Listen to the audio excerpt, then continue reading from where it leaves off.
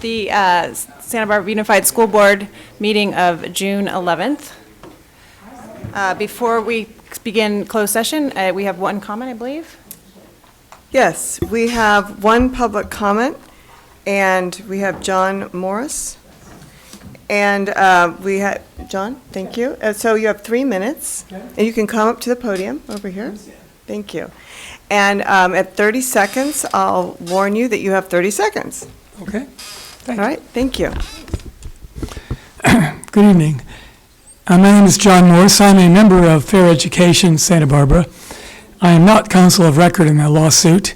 However, I am an attorney, and I have some things I'd like to say about the lawsuit. There have been allegations and statements in the record that somehow the lawsuit in the federal court was dismissed and lost. I'd like to set the record straight on that. In fact, May 28 meeting, Greg Price made a comment that that lawsuit has already been dismissed by the federal court. In fact, that lawsuit did not resolve any issues on the merits. It was resolved on the basis of lack of jurisdiction to handle the state law claim based on the contract and the absence of allegations to support standing in the federal court as to the other actions. That standing allegation is easily resolved, in fact, has been resolved in the state court action.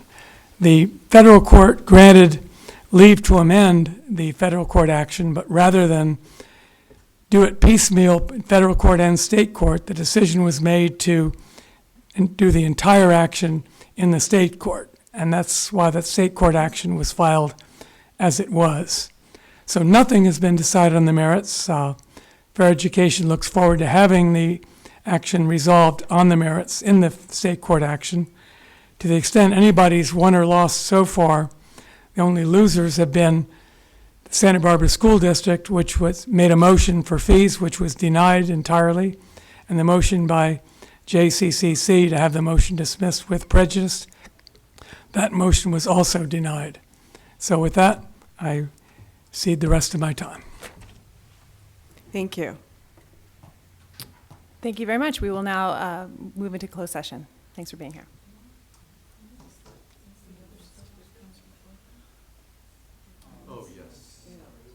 So, correct. We have a rare task for the board to appoint me as your labor negotiator for 2 items. One is the contracts with the assistant superintendents, and 2 is for the Tatum property. So we need a motion for that, I believe. Mm-hmm. Yes, action item. Second? All in favor? Aye. Aye.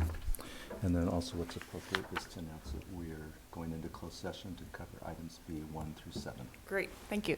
So we're going to closed session to cover items B1 through 7. Thank you. I'd like to call to order the regular session of the Board of Education meeting today on June 11th, 2019. So welcome, everybody. I'm Laura Capps as Vice President, sitting in for President Wendy Sims-Moten, who is on work travel. So bear with me as I might bumble a little bit on this agenda as my first time. It's first week of summer. We're all coming off of a wonderful week of graduation where I know my colleagues attended several, and all of our team here in the cabinet attended many, many graduations and got to shake literally thousands of excited hands and hand diplomas. It was wonderful. One of the best parts, if not the best part, about being a school board member. So it's nice to have those of you here. Hope you're off to a good summer.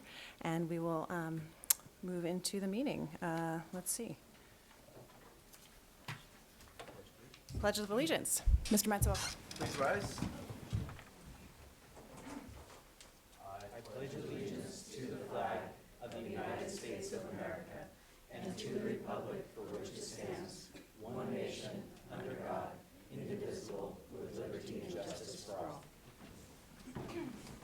Tenemos interpretación al español por si alguien gusta escuchar la reunión en español. We have Spanish interpretation available.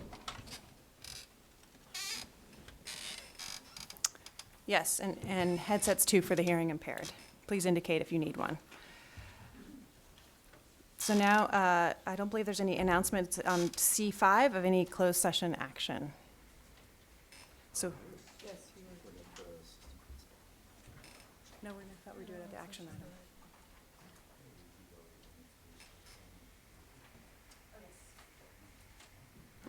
I don't have, but her name. Okay. Thank you. We did vote in closed session on the appointment of an assistant principal, Valerie Galindo. The motion was made by myself and seconded by Dr. Jackie Reed, and it was unanimous.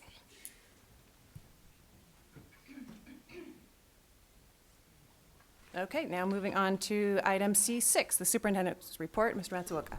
I just wanted to add my comments about graduation week. It is so cool to go to a 6th grade promotion and then an 8th grade, it's a promotion, some people call it graduation, and then to watch the seniors go across the stage and the progression of growth from little kids to medium-sized kids. But the growth in high school is just so tremendous. That's why I taught high school for my whole career. Just love that developmental stage. So yes, congratulations to all our students, families, and we wish them well in their summers and their future. So we have 2 introductions to make at this meeting. These are appointments that the board approved in past meetings. First, I'd like to introduce Dr. Annalise Alvarez, and she's going to be a dean of students at San Marcos High School. And Fran Waganek is going to make the introductions. Good evening, board, Mr. Matsuoka. I'm really pleased to get to introduce Dr. Annalise Alvarez, especially recently new, probably hasn't heard the term doctor too much, but get used to it. We were pleased to bring Annalise on to replace Jen Balacius, a former dean at San Marcos. And as Dean of Student Engagement, she will be responsible for exactly what the title says, engaging the students who are disengaging. And so overseeing attendance, but also social emotional welfare of students and other things related to that. And so we are pleased to have Annalise here also because she is one of us, a graduate of La Cumbre Junior High School and San Marcos High School. And so with that, Annalise, if you'd like to come up and say a few words.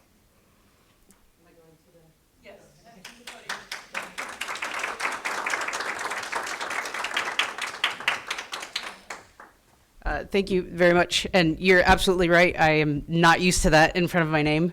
I just a month ago defended my dissertation, so it makes my stomach flip a little bit every time I'm introduced as such. I actually got a piece of mail and I couldn't open it. It's so new. But I'm so happy to be here. I'm happy to come home. I left after graduating from San Marcos and went to college in Los Angeles and started my teaching career in Ventura County with Oxnard Union High School District. Then I taught for about a decade in Clark County School District in North Las Vegas. All 15 of those years as a high school band director. I was also very heavily involved in the band at San Marcos, and that's actually where my passion started. I stepped on the podium my sophomore year of high school at 15 years old and just kind of knew that being a high school band director was going to be my thing. So the last 4 years was living in Toledo, teaching the university, being on staff with the university marching band there, and teaching undergraduate education courses and earning the doctorate. And I felt it, as someone who kind of believes a little bit in the ethereal and the mystical, I thought it was very, I don't know, supposed to happen, that a whole slew of admin jobs opened up at the time I was applying for my next step, and my doctorate is in education administration, and the path from becoming an administrator was started when I was teaching in Las Vegas from a supervisor who said, you know, the parallels from being a high school band director and being a high school principal are pretty much the same. So, you know, you're really good at this, you might be really good at this. So I'm very happy that position has opened up, and I think student engagement was 100% what I focused on. My dissertation was on mindfulness for adolescents in urban high schools. So I can't believe how well fit I feel I matched for the job, and I'm just very excited to come home and really, more than anything, give back to the community that raised me. When I was applying for jobs, a very dear friend of mine said something to me that really hit me, and I pretty much shared it in every interview that I had this spring. But what she said to me was, imagine the you of now standing in front of the you of then, and how impactful that would have been for her then. And I think that's pretty much what I'm hoping to do here, and meet and hopefully engage students and get them to succeed. So super happy to be here. Thank you for inviting me today, and look forward to meeting all of you and working alongside all of you. Thank you. Thank you. Welcome.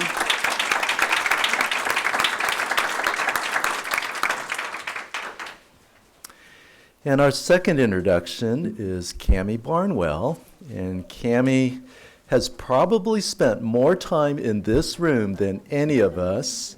I'll just share some quick stories. She was a reporter for the News Press back in the 90s. I'm looking for her head nod. And she covered Santa Barbara Unified, I think, for almost a decade. So that's a lot of board meetings. She knows our district and community super well. She's been a parent. Her kids have all gone through our schools. And she will probably share in her comments, this is the dream job that she had hoped for 25 years ago. So we're glad that we get to be part of your dream, Cammie. So welcome.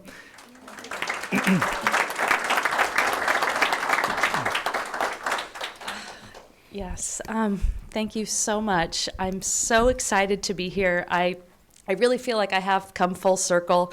As you said, 22 years ago, a month ago, I started as a reporter in this room. I was very lucky to get that job. I was pretty young, but they needed a Spanish speaker and they needed a writer. And I got the gig. And here I am today, after a decade of covering government and schools, many, many, many late night board meetings, watching different boards come through, different leadership. There were only like 2 people over here at one point. It's grown so much, and I love to see that. I love to see that our community is impassioned about the schools. By the way, I think that's cool. I love that our meetings go late. I love that we have really interested people. Well, now wait. As someone who, think of the alternative, that no one shows up. People don't care. That would be bad. So I love it. And I'm really happy to have the opportunity to come full circle in my career. As you said, Superintendent Matsuoka, thank you so much for choosing me for this position. Thank you to the board as well. I know some of you for quite some time as well. Dr. Reed was one of my teachers at Antioch, and Kate Ford was the principal to my children at Peabody. I've interviewed Fran countless times. At one point, I thought maybe you didn't like me anymore. Few too many quotes out there. But it turns out we go way back, and I'm just thrilled. I'm pinching myself, really. When I left the news press, I got into PR and marketing, did some HR, did some training, did employee engagement, wound up at a big software company, which is not a bad gig. But about halfway through, I thought, what am I going to do with the rest of my life? I needed to find meaning in my profession again, and I met Jackie. I decided to go and get my master's in education, ended up getting my credential in academic counseling, spent 700 hours shadowing the amazing counselors that Fran oversees, and man, just humbled and in awe of the work that's being done in our community. And it's so interesting to come at it from all these different angles as well. From the person in the boardroom trying to get someone to talk to them, to the person on the inside really observing and learning and seeing how passionate our community of educators are in this town, and the families and the students and the teachers. And I'm like I said, I'm just thrilled to be here. You had said when I talked to you earlier about the job, just from the very beginning, you were looking for a storyteller. I've always considered myself a storyteller. I'm a pretty good writer. I'm a better storyteller, and I know the journalists in this town who know me can tell you that. I'm fascinated by people's stories, and I really love to listen and learn and help people capture the essence of what they're trying to accomplish. So this is just too good to be true, and I can't wait to get started next week. And thank you so much for this vote of confidence in me. Thank you. Welcome, Cammie, and welcome, Anna. And we have another introduction of somebody who's been around with us for a long, long time, and that's our now Director of Human Resources, Ann Peak. And so, Ann, would you please come forward and just tell us, you could tell us about yourself.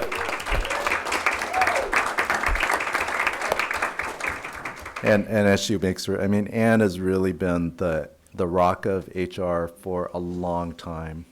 She literally has run that department for on and off for, well, gosh, We over. won't say how many Yeah, we years. won't say how long. Ann and I worked very closely together last year when I was running HR, and I just had to rely on her every day, and she's fantastic, and so we're really grateful to have you serve now as Director of HR. So welcome. Thank you. Thank you, Board of Education, Mr. Matsuoka, for your, I guess, kind of a vote of confidence in me. I love what I do. I love this district. And I just look forward to quite a few more years serving students and staff. So. Great. All right. Thanks.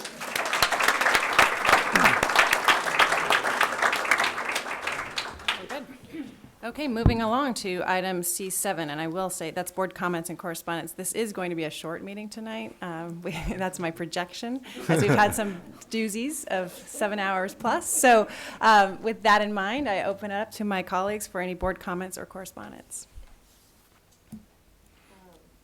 Rose, did you say you have one? I'm sorry, or Kate, I can't tell. Thank you. Ms. Ford. I'll try to keep it short, but I just want to say that I was so lucky, just to piggyback a little bit on what Mr. Matsuoka said. I was lucky enough to attend both Franklin's and Santa Barbara High School's graduations/promotions, and just want to point out two things. One is that they were so confidently and respectfully and sort of perfectly organized by the two principals, Casey Kilgore and Elise Simmons, and they were student-directed, student-centered, and both were beautiful evenings, and I just felt tremendous pride for our district and for the schools themselves. I also just wanted to mention that we're 6 months into 2019, and I swear that Cammie and I didn't talk to each other, but I did have in my notes just to say that the involvement of parents, of course, it seems to sometimes be difficult, and because it isn't always positive, some of it is critical. It is difficult, but I'm just really gratified by the involvement of people in this community because it isn't a given. And there are plenty of districts where meetings go where no one shows up and people conduct all the business sort of in a vacuum. And I'm really proud of our district for having a parent community and a community that is involved. So it's very exciting for me. I also just wanted to really welcome Annalise and Cammie. I think we're really lucky to have both of you. And as a Santa Barbaran, I would say you are lucky to be part of this team. So thanks. Thank you. Ms. Munoz. Yes, I had a wonderful week and a half or so. Started out by going to see the Adelante performance that was at the Marjorie Luke Theater, which was just amazing. And seeing the joy and the interaction between the children and the sense of community that was there. I also attended the Santa Barbara Community Academy, the 6th grade graduation, and saw them at their best, and the kindergarten graduation at Adelante, which that day was just, I realized why I became a board member with all of the students, and from the very young to the older students. And then I attended the San Marcos graduation, which just seeing them and launching off to their future careers, and if they're going to college or trying to figure things out. I really, like I said, that's why I became a board member. So even though it was a little bit exhausting, it was very fulfilling. Thank you. Thank you. Dr. Reed? So, not to be redundant, but I do want to congratulate and welcome Annalise and Connie and Ann. Got to bring Ann Peak in there too, for all your hard work. Did I say Annie? I meant Cammie. Okay, I know her because she was my student, okay. So, all right. But I also wanted just to speak also to the graduations. I attended the Santa Barbara Community Academy, and that was really great to see our new Anna Scharfeld lead that graduation. It was very meaningful, like you said. The two peak award ceremonies were really impactful to me. Seeing Santa Barbara High School and Santa Barbara for the first time, and then San Marcos High School. But just the growth of that program and the impact that it has and the potentiality for these students going forward and the mentorship that is there is, I just want to commend the work that Dr. Patricia Madrigal has done in leading that cause and being really forward-thinking about how to grow that program. And so that was very, very meaningful. Also attending the Dos Pueblos High graduation and just hearing the speakers, which were really amazing. The last speaker spoke in a poem, sort of like a rap poem. Anyway, I was just like, I just wanted to stand up, but I didn't, stood back. But it just really was exciting. And I felt when I was sitting there, wow, I wish I was in high school again, because it's so exciting. They're just so ready to start off something new. And I'm thinking, okay, what am I going to start new? So anyway, I have to figure that out. But thank you. It was just a great week. Oh, and one last thing. We are having an awards ceremony at the end of the ELAC officer meeting. And I just want to acknowledge that these officers and the work that they do in our schools is vital and important. And we began last year recognizing them, but I want to make sure that we continue to recognize the work of our parents, exactly what Ms. Ford said. The engagement of our parents is crucial, and to be able to acknowledge the work that they're doing to support our students is crucial as well. So I just wanted to say that that's happening this week, and I'm looking forward to being there. Thank you.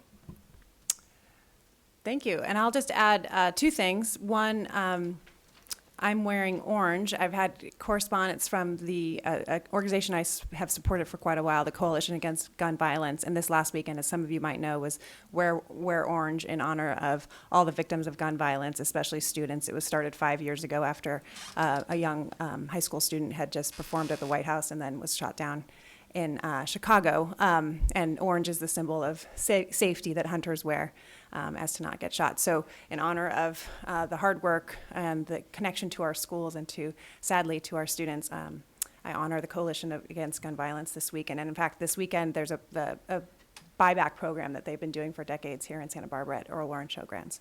So that's number one. Number two, our school district does many wonderful things, and one of them is to be such a participant in the summer meal program. It's now summer, where tons of kids who normally relied on free and reduced meals, 1 in 5 kids are food insecure in this county, don't have those free and reduced meals, but they actually do. They don't have them at school, but they have them in parks and community centers, and there's 52 places around the county where any child can get a free meal. Breakfast, lunch, and dinner in many of the places. The organization I work with, No Kid Hungry, is a supporter of the school district in that regard. And the school district provides the meals, healthy, organic, nutritious, free meals to the vast majority of those 52 places, even up in North County. So it's quite a remarkable undertaking. And you can find out just by texting 877 summer food, the places near you. So it's a wonderful resource that we and our food service program really devotes a lot of heart and energy to. So that's it for me. Thank you to my colleagues. Yeah, Ms. Munoz, do you have something else? Sorry, I neglected to say that I also went to the La Cuesta and Alta Vista graduation, which we attended along with Carrie and our board president, Wendy. And they, oh my goodness, the students, the teachers and the students are just, the teacher spoke about every student and how they got to the school, what they accomplished there, and what their goals were. I also wanted to give credit to that. Thank you. Thank you, Ms. Munoz. With that, I will close item 7 and move on to item number C8, which is public comments on non-agenda matters within jurisdiction of the Board of Education.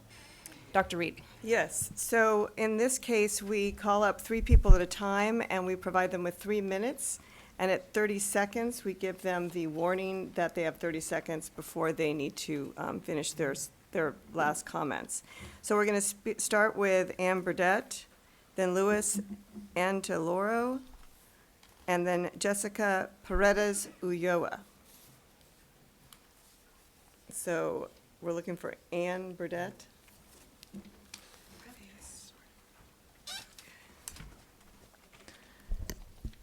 Good evening, Superintendent Matsuoka and board members. My name is Ann Burdette, and I would like to state my perspective on the Hidden Valley Farms project. I am the secretary of the Santa Barbara Urban Creeks Council and also a student. I graduate from Anacapa School tomorrow and will then attend UCSB's Environmental Studies program. I hope to see the Hidden Valley site used as an open space preserve rather than an organic farm. Not only would on-campus farm education be more engaging and more economically feasible than farm education at Hidden Valley, developing the open space would take away the opportunity to use the natural habitat there as its own learning experience.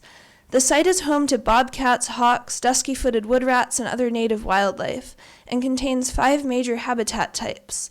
The creek that runs through the property is designated critical habitat for southern steelhead in the NOAA Steelhead Recovery Plan for this area. Students visiting the open space could learn to track animals, map sensitive species, even help design a restoration project. The district could tap into local resources such as the Urban Creeks Council and other organizations, and the UCSB Environmental Studies program to supplement the curriculum. The students don't need classrooms built on the property because nature would be their classroom. My own passion for environmental protection arose not from any classroom lesson, but from exploring my yard and local open space preserves as I was growing up. This interest was further developed when I helped map the nests of dusky-footed wood rats at the Arroyo Burro open space as a 9th grader. Keeping the Hidden Valley property natural and using it for nature education would give many more students similar opportunities. The rich habitat that's already found at this site and the potential for using that for education would be destroyed by the agriculture, paved roads, classrooms, and other disturbances. In addition, creating a farm from scratch at this site would be costly, labor-intensive, and not as hands-on for the students as putting gardens on the campuses themselves or partnering with an existing farm that already has the infrastructure for educational outreach. Please consider allowing the Hidden Valley site to remain unaltered so that students, the public, and native wildlife can all benefit from what it has to offer already. Thank you. Thank you.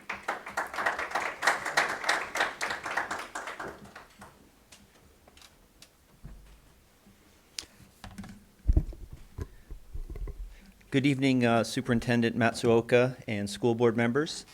I'm Louis Angeloro, Vice President of the Santa Barbara Urban Creeks Council.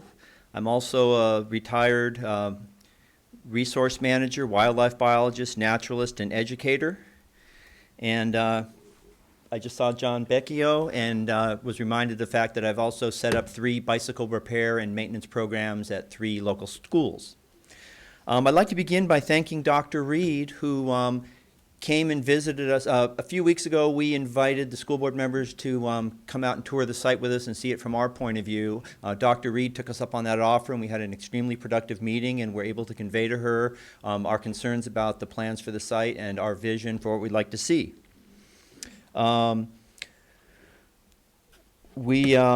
At this time, we'd like to formally request that the other 4 board members join us to see the site and see it from our point of view. And if you're unable to visit the site with us, we'd like to visit with you individually, either at your office hours or any downtown location that would work for you. We're available to take you on a tour anytime between sunrise and sunset, and we have naturalists and board members that are very knowledgeable that would like to share our knowledge of the site with you. In the next 24 to 48 hours, you'll be receiving an email from Dan McCarter, the president of the Urban Creeks Council, formally requesting that you meet with us and hopefully go to the site with us too. We think it's of vital importance to meet with us before your vote, which is going to be allocating $1 million for the site feasibility and environmental review and all of that. Instead, we'd like to propose that you first consider doing a Hidden Valley farm project feasibility study. We think, we've talked to a number of farmers and experts, we don't think that the farm is going to be big enough to really serve the educational needs of the students here.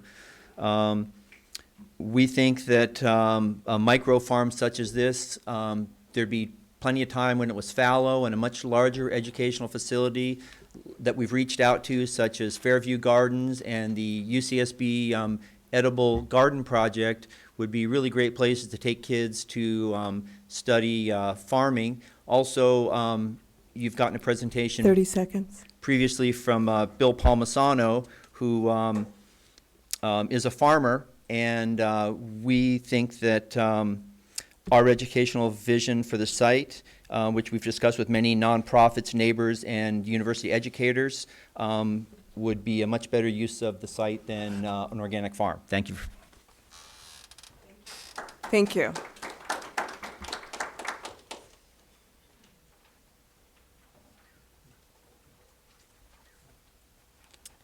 Good evening. My name is Jessica Paredes Ulloa, and I come to you today as a community member, a fellow professional in education, a product of our district schools, and as a family member of a student. A student, my goddaughter, who last week graduated from Dos Pueblos High School and is on her way to UC Riverside in the fall. We're very proud of her. During her graduation ceremony, she, along with her senior class, were told that they were not allowed to wear stoles or leis that were not purchased from the school or issued by the school. Yes, parents and students were sent emails that they would only be allowed to wear cords or academic cords issued at the school's academic award ceremony. This was an egregious decision made by a committee that was blindly enforced by DP leadership without any consideration for state law, AB 1248, which in Ed Code is section 35183.1. which states, a pupil may wear traditional tribal regalia or recognize objects of religious or cultural significance as an adornment at school graduation ceremonies. Nothing in this section shall be construed to limit a local educational agency's discretion and authority to prohibit an item that is likely to cause a substantial disruption of or material interfere with the ceremony. I ask you, board members and staff, do you find that cultural stoles or religious stoles, which note the achievements of our students, both not just in the community but academically, are a disruptance to the graduation ceremony? Is it any more disrupting than the random beach ball that was snuck into the DP ceremony? Some students showed their defiance and snuck in their stoles. Others had family hold on to them. Some of them had their stoles or regalia confiscated by DP staff. But I ask, how many students missed out on celebrating their accomplishments and contributions to their community because of a decision of a committee that did not receive proper oversight or educational or cultural competency training? This appears to be not just an issue at our schools, but possibly at other schools throughout the nation and throughout California. Graduation, as you've all stated, is kind of a big deal for our students and for our families. So I ask that our educational leadership issue a formal statement acknowledging the egregious 30 mistake seconds. and outline a working plan to hold truly inclusive and respectful graduations at all our high schools. Thank you for your time. Thank you. I'll now call up Ishmael Paredes Ulloa, and I have to say our past school board member. Can't not say that. Welcome.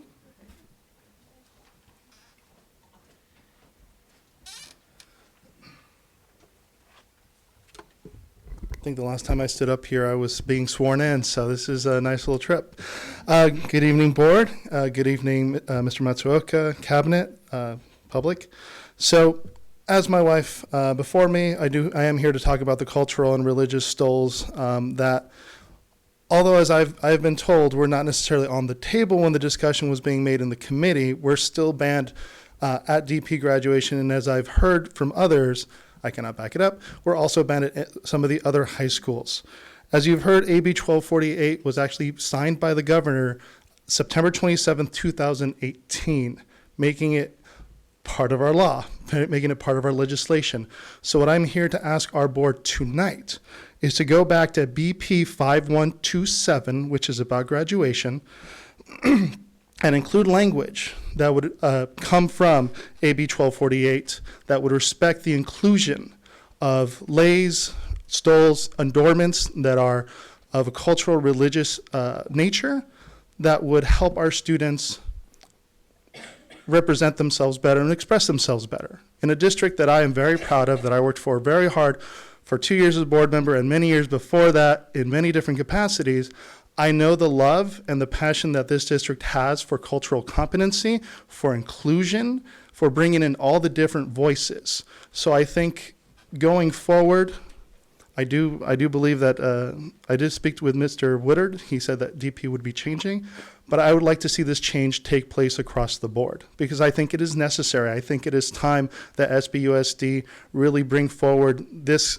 not just because it was law, but because it's responsible, because it's something that we as board members, when I was up there, was something that we really were passionate about, something we wanted to push for, and I imagine that every single one of you, including Ms. Sims, who is not here with us, are also passionate about. So again, I ask you all, add language to BP 5127 that could come from AB 1248 to allow the stoles, regalia, adornments, or any leis of a cultural, religious nature so that we don't have to have disappointed parents, disappointed students, or any parents, students, or community members that don't feel like they're allowed to express themselves or their culture or their background. Thank you. Thank you. And that concludes our public comment. Thank you to all of our speakers. So now let's move on to item D, A, the acceptance of donations. Do I hear a motion? Yeah, I move to accept with gratitude the donations for June 11th, 2019. I second. All in favor? Aye. Aye. Excellent. Item E, consent agenda. Are there any items on consent agenda that my colleagues would like to pull? Dr. Reed. I'd like to pull item E2 and 5. Okay. Any others? Okay, Dr. Reed, are these ones that we can handle quickly, or would you like to save for the end? I think we can handle them fairly quickly.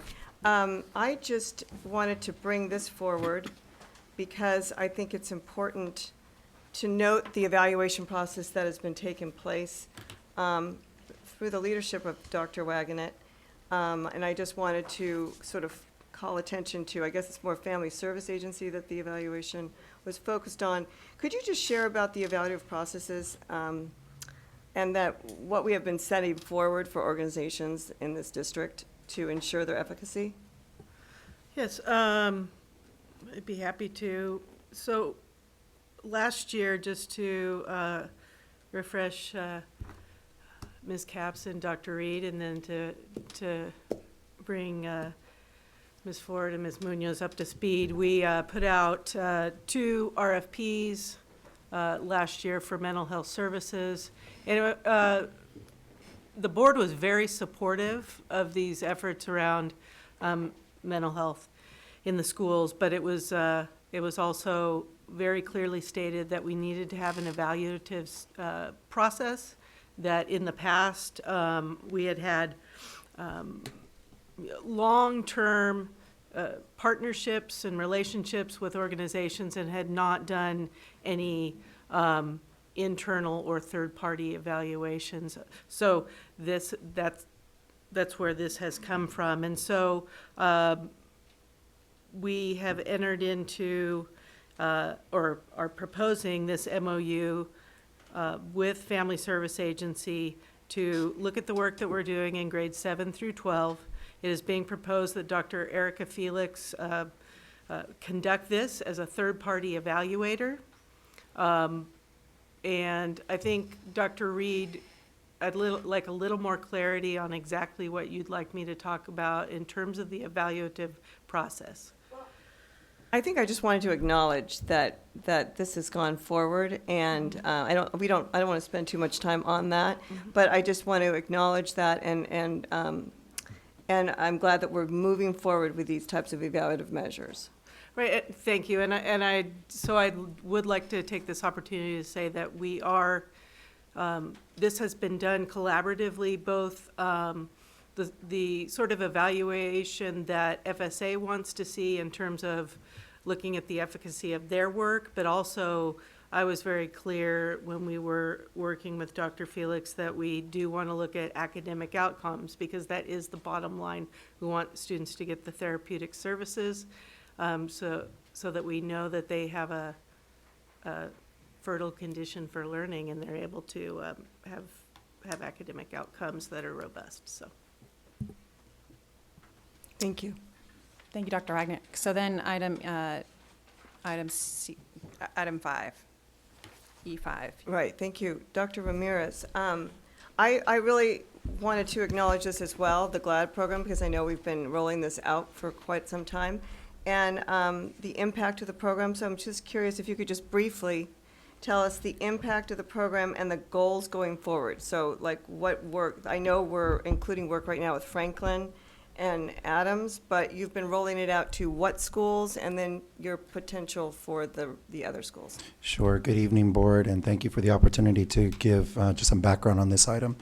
As you noted, Dr. Reed, we have been working, and the item in question is Project GLAD. Our partnership is with an organization called Be Glad, and it's guided language acquisition design, and it is intended to support high leverage, high yield strategies that promote language expression and language development. And we have been hard at work for the last 3 years. I'm proud to report that we are now in our last cohort of elementary schools. And we are now, our next concrete steps is to really continue to develop them as a regular routine practice within our instruction. We have our learning guides that are going to really help in being able to provide context for our teachers and our support staff outside of the classroom on how to work with our teachers to ensure that those practices really become entrenched on the day-to-day in day-to-day classroom activities. And so we did prioritize schools that have a high representation of students, of multilingual students and students that are recently reclassified, because we recognize that the development of language is most acutely needed there, but that really all students can benefit from language, from high yield strategies that demonstrate and promote language acquisition and development. So moving forward, we just want to really serve this up as a set of strategies that will help us in developing our integrated English language development program, and we look forward to being able to report much more on what that looks like moving forward. Also, as one of the many components that our multilingual pathway will likely yield as we enter into that more fully this summer into next year. Thank you. I just thought it was important for the public to hear about the progress that we've made. Thank you. Absolutely. Thank you. Great. With that further clarification and acknowledgement for the public, are we able to close this item E and move forward on the consent agenda? If so, I need a motion. So moved. Second. All in favor? Aye. Aye.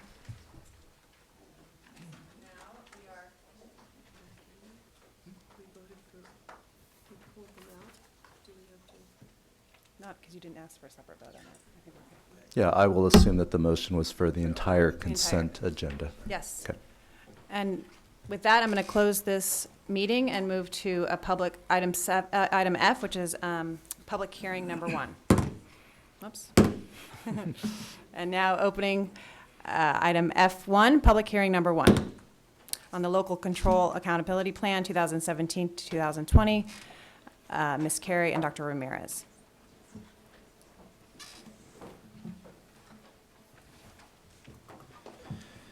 Good evening, Ms. Camps, board, public. This public hearing, much of the material is in a report that's later in the agenda. But this is a statutory requirement of our local control and accountability plan. And so we have, a bit later, we will talk about the way in which we as district and as district staff, have engaged the community and the processes we have undertaken, but this is a very important component to allow the public to have another formal opportunity to provide input to you as a board and to us as staff on our proposed plan for the 1920 school year.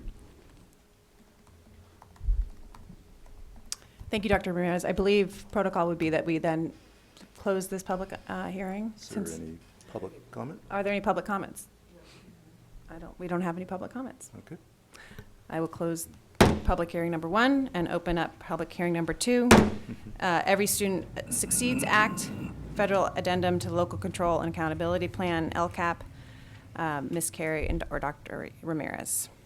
So this is, thank you once again, and this is an accompaniment to the LCAP, and what this is, it is, as the title implies, it's an addendum that is intended to provide a view and an overview of how we use federal funds, on the use of federal funds to support student learning, depending on and with an express purpose of fulfilling the function of each one of the title programs. So one thing that I would like to note is that throughout the LCAP plan, we do make reference to other funding sources, namely federal funds, and this is intended to provide an overview of how those funds are expended and to what end, which we've worked very diligently to try to align to our 5 LCAP goals. Thank you, Dr. Ramirez. Any public comment? And again, just to remind our members of the public, we are addressing the LCAP at the end of the meeting and under report and discussion agenda. So this is statutory that we allow public hearing. So I will close this public hearing and open public hearing number 3, Santa Barbara Unified School District 2019-2020 fiscal year proposed budget. Ms. Jate. Good evening, board members. So this is public hearing number 3. I'm here to tell you that as we developed our 2019-20 budget, we have fully supported the LCAP, and this document right here shows that information. We have not only indicated our overall budget's revenue that we're projecting, but we also have pulled out the supplemental grant, which is the one that supports the basic LCAP part of the all of the LCAP budget. As you go down, you can see that, as you go down, you will see that we also took out the amount of salaries being paid out of the supplemental grant and books and supplies services and the like-kind services. So we are fully in support in the budget of 1920 to support the LCAP. Thank you, Mr. Tay. Are there any public comments on this item? Hearing none, we will close public hearing number 3 and reopen the meeting of the Santa Barbara Unified School Board June 11th, returning back to now our action agenda, which is item G1. That's Dr. Wagnick.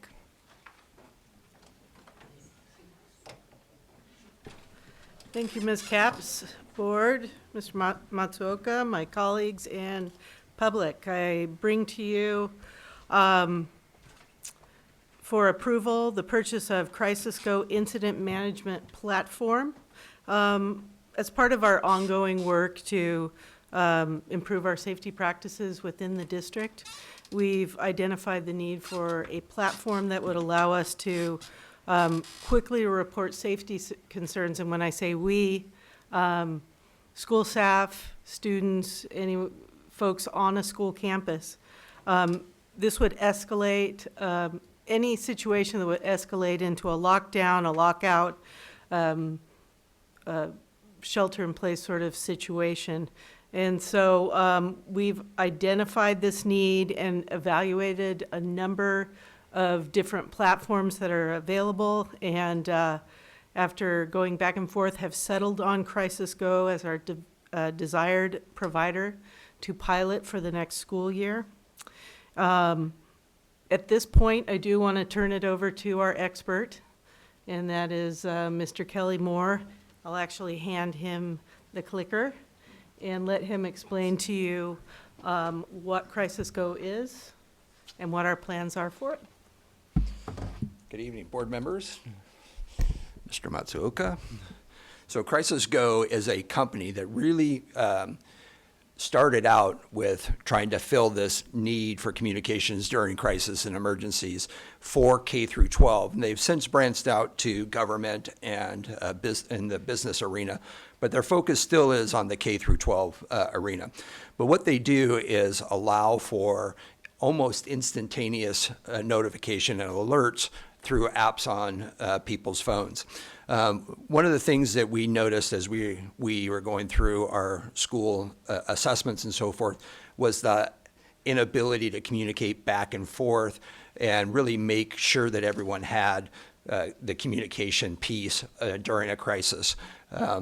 From my perspectives, while the initial alert through a PA or a Bell system is good, that's where it stops, is the initial alert. And we have a whole crisis to manage. And we really needed that piece and use technology to our advantage. And it really saves us from having to spend a bunch of money on antiquated systems.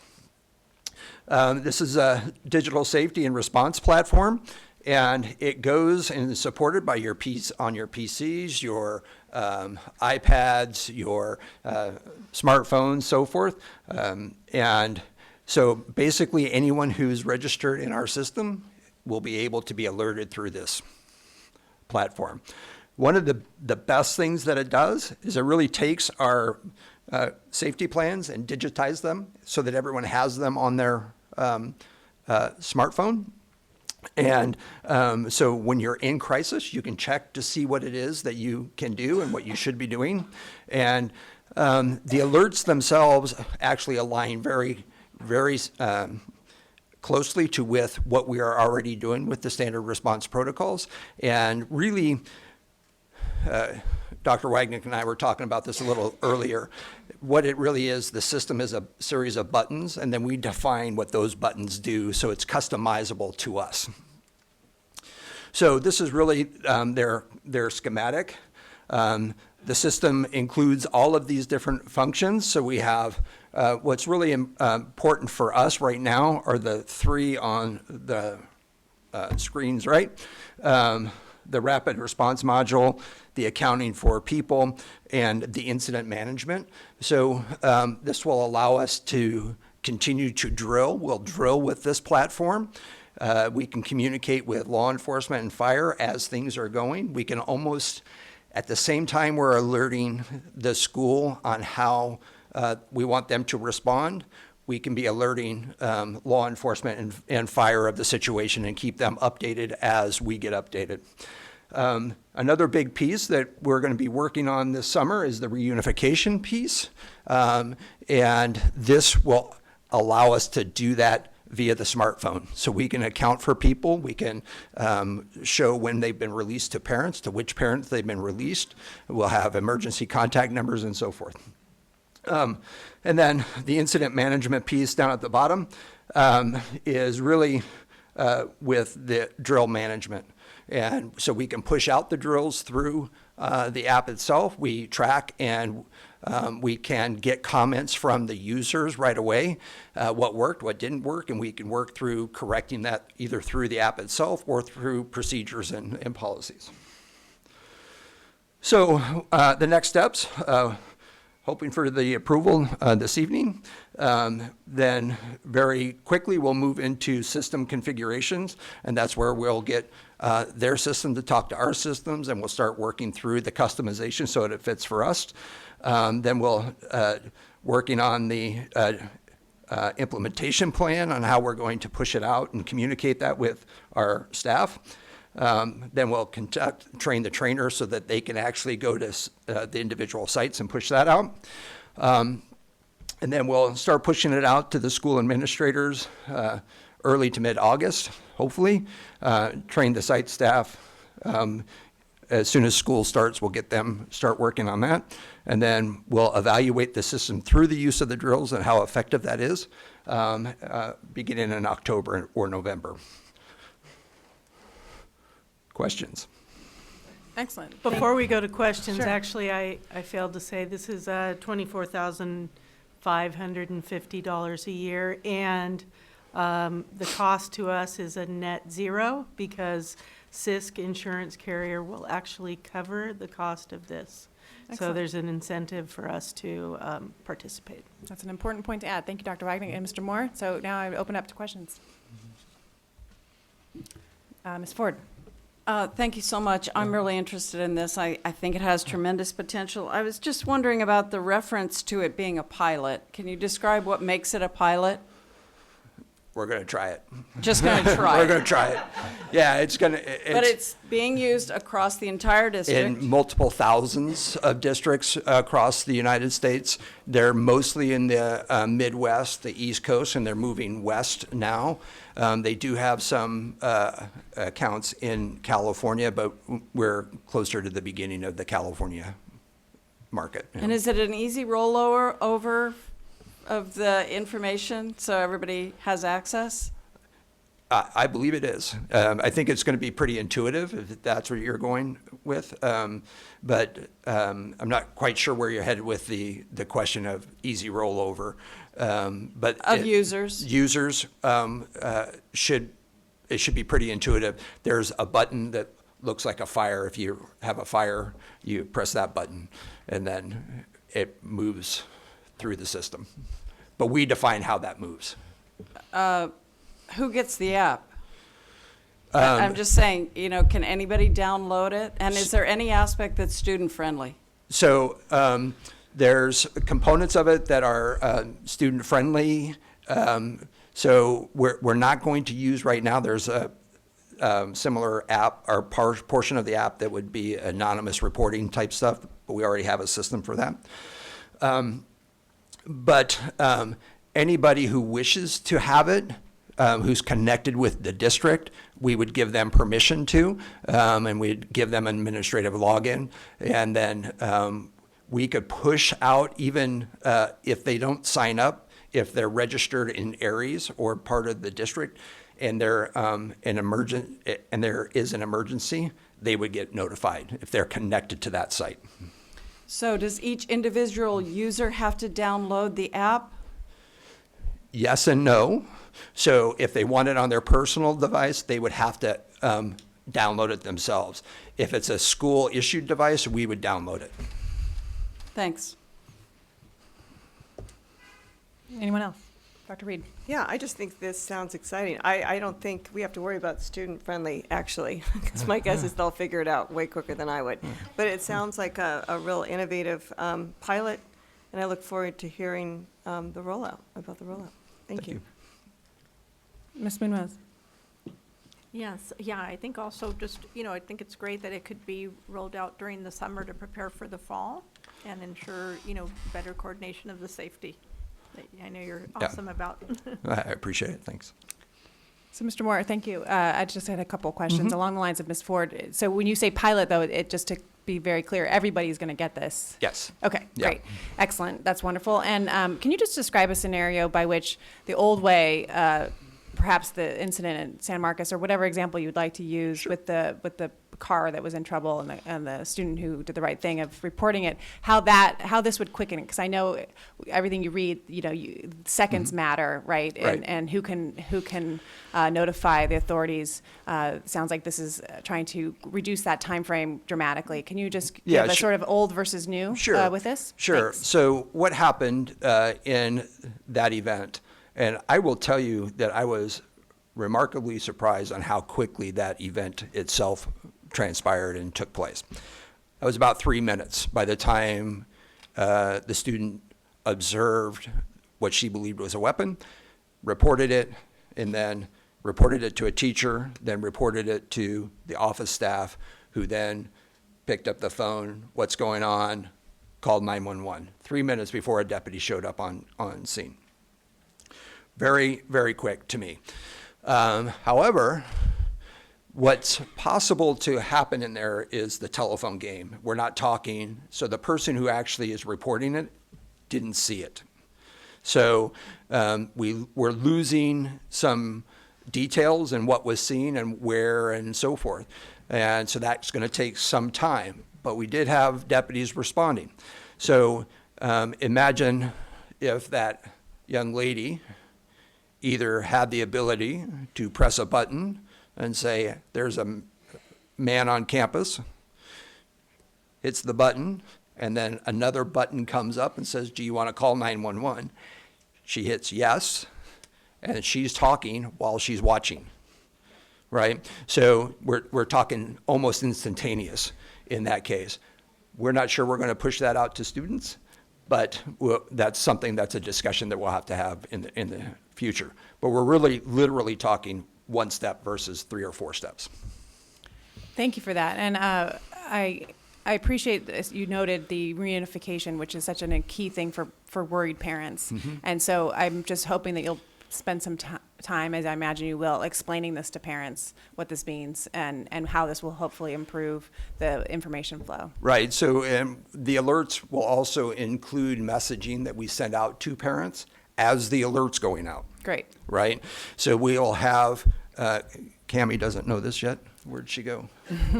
She and I are going to be working very hard this summer Excellent. on messaging for this app, so that in the initial alert, we can tell you what's happening and what you need to do as a parent, and what information you can expect to get shortly. Thank you so much. I mean, I see this as such a wonderful evolution of the school safety work that's been happening this past year to 18 months, and I just hope maybe you can give us a report back as to how this is working in any form or fashion, so that we can understand how it's going. Thank you so much. Be happy to. Any other questions, comments? Ms. Ford? I'd like to just put in a strong plug to involve the students. I think that so many of the things I've seen at my schools were first reported by students. And so if we put our trust in the students, and also if there's a way to trace back in case there's a false alarm, just like with a fire alarm, I think I'd really love to see the involvement of kids. They're the first ones who tell us about guns and all other things on campus. Yeah, I agree, but we have to be very careful. That's a slippery slope. So has to be age appropriate, obviously, and we'll work through that. Yeah. Thank you. Any other questions or comments from the board?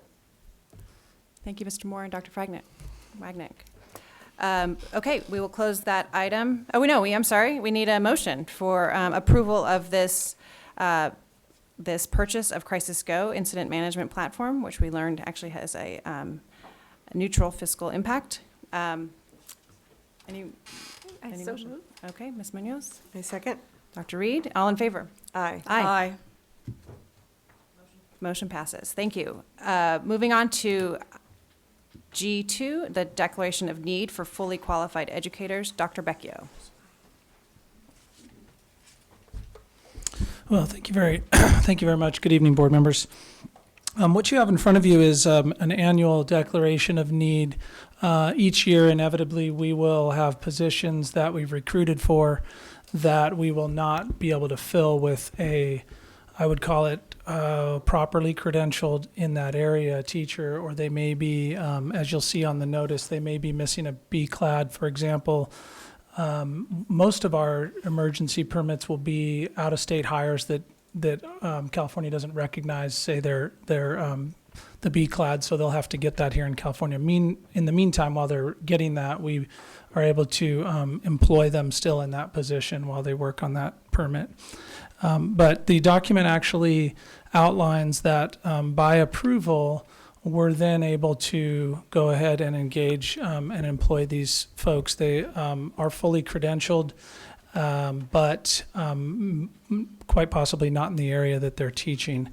This document also is a declaration to the CTC that we have engaged in full recruitment for these positions in an effort to get a properly qualified teacher, and also that we do engage with several entities on internship programs. And so that's kind of a quick run through the document. It gives you an idea of what we anticipate these numbers being in terms of needing emergency permit or a limited assignment permits.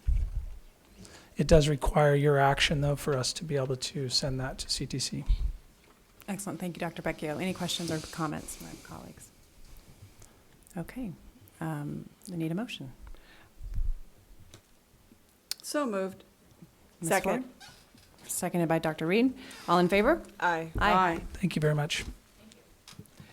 Okay, I believe we have public comment on item G3, the approval of amendments to assistant superintendent contracts. Mr. Matsuoka. So public comment first. Right. So, what I didn't mention at the public comment at the beginning of the meeting is something, is just that this is a public meeting, and so I'm hoping that as we go forward with all public comments from now and certainly to the future, that we're respectful in our comments. So I'm just stating the framework of inclusivity and respect in our comment making. So coming forward, we have I'm going to read the first three. You'll have 3 minutes, and then you'll have a 30-second warning. We have Sheridan Rosenberg, we have, Justin Tuttle, and we have Carol King, and Justin Tuttle again. I thought they lost one. Okay, so I can pull one Justin Tuttle. Thank you.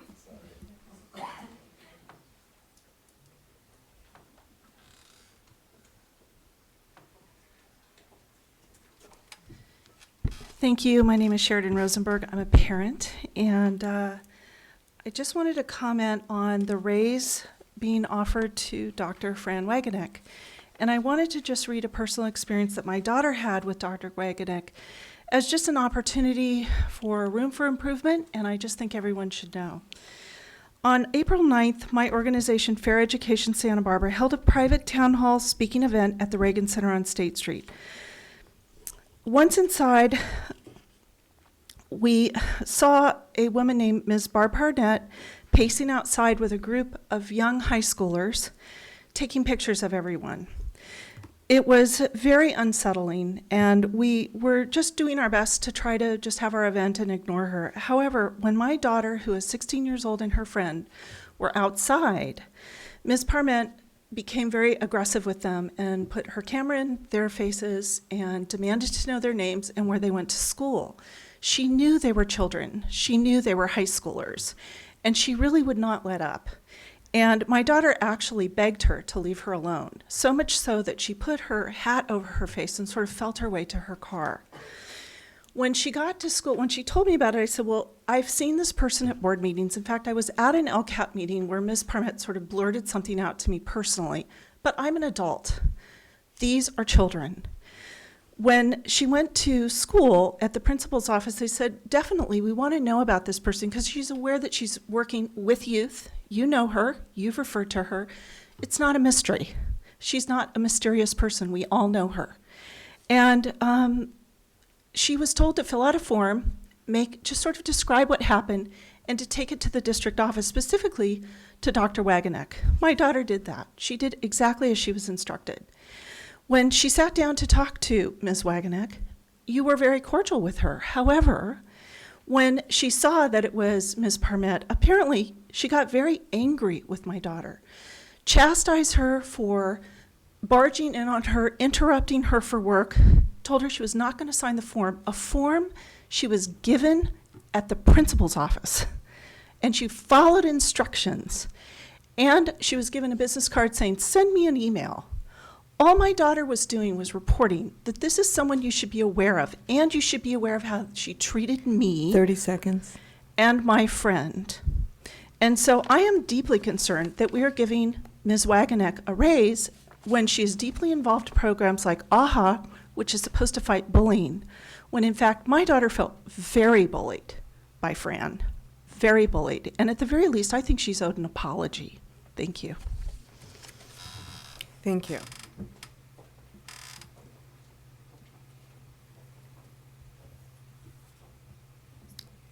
So I said Justin Tuttle, and then Carol King. First off, I echo the comments about the wonderful graduation ceremonies. I do appreciate you attending and being part of that. as well as I want to thank the board for the bold leadership with respect to the Matt Academy 2 weeks ago, and I do appreciate that.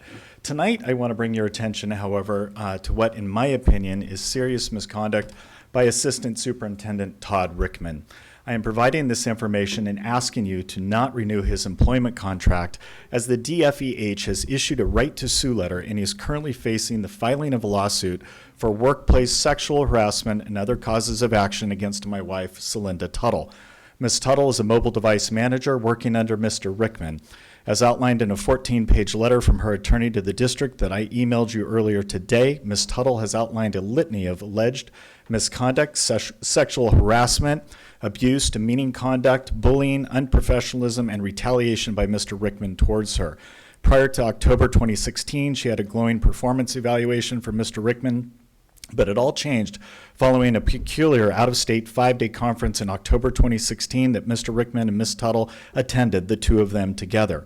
Since that time, according to the letter, Mr. Rickman's demeanor, interactions, tone, and conduct have substantially changed to open hostility, bullying, and unwarranted punitive actions. Her attorney filed a formal complaint, and she was temporarily reassigned away from Mr. Rickman, but has subsequently been ordered back to work under him and to directly report to him by Dr. Becchio.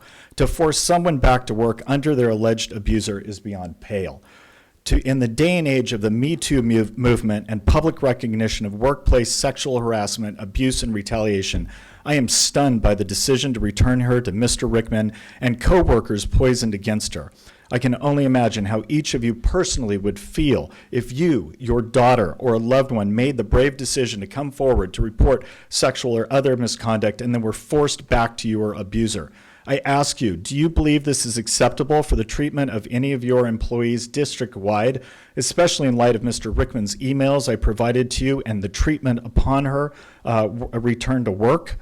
Setting aside acceptable or not, is this consistent with your fiduciary duty as board members to reduce litigation and protect tax dollars? Finally, under the circumstances, is this conduct and management style warranting a raise and a contract extension?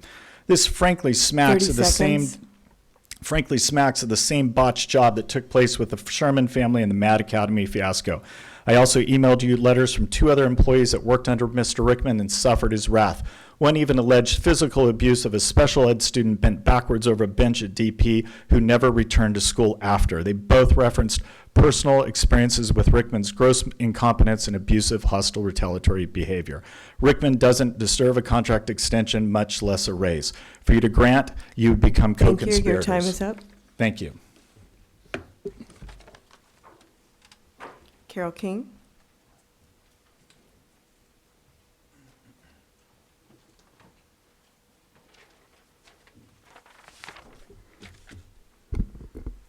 Thank you. Good evening, board members. My name is Carol King and was a former employee of the Santa Barbara Unified School District, working for the Educational Technology Department for over 12 years. When Mr. Rickman first joined ETS, tensions within the department began to immediately fester. Staff quit over his lack of technical experience. Others left due to consistent daily accusations and criticisms made against their work performance, technical ability, and personal appearances. I myself, after years of his harassment, chose to leave Santa Barbara Unified. I felt belittled by Mr. Rickman. I know I was lied to. I was stricken of all of the duties which I had been performing for the last 7 years prior to his appointment. How many more good, hardworking professional employees need to leave? Staff members need to feel secure and supported to perform their duties without his type of persecutions, without having to walk on eggshells and fearful for their employment. I have made multiple attempts to speak with Superintendent Matsuoka via his secretary Sandra to discuss these issues while I was still employed. I was never contacted by either Sandra or Mr. Matsuoka to set up a time to discuss my concerns. I felt ignored and that my concerns were unimportant. For the record, upon my resignation, I spoke to both senior staff members in Human Resources, advising that I was leaving due to Mr. Rickman's harassment. I quote them directly. Yeah, we know what he's doing, but the top doesn't want to hear it. I ask that you please reconsider his employment status with Santa Barbara Unified. You, as board members, should want to understand and investigate further. Thank you. Thank you.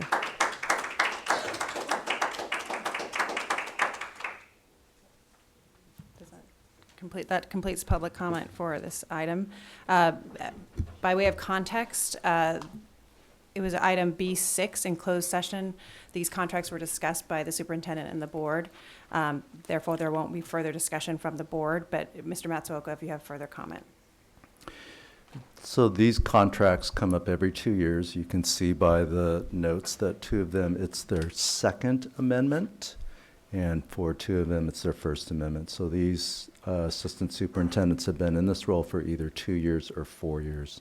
I want to clarify as far as a raise, these positions fall under the same raise environment that all employees do, classified, certificated, and certificated management. So they get whatever all other employees get. So effective next year, they're getting the same raise that principals, assistant principals, and the teachers and classified staff do. So I bring to you individual contracts for your approval. These are 2-year renewals. And my recommendation is that you approve them individually. That's just better for the minutes. And so, are there any questions about the contracts? Yes. I found myself thinking about this and wondering if you can give some history and/or rationale for the 2-year extensions. I'm certain there are plenty of other people besides me that don't understand why these happen for cabinet members. They don't actually happen for principals, et cetera. Districts have the option of doing just an annual contract. So our principals are on year to year. Some districts have assistant superintendents on 2-year contracts. I would say the rationale for that is because they serve directly under the superintendent, they interface with the board, they have very public positions, and they get involved in some hard work. And so part of it is recognition that they do the work in front of the public, sometimes in difficult, sometimes controversial situations, and I think it gives a degree of assurances to them that their employment runs in 2-year cycles.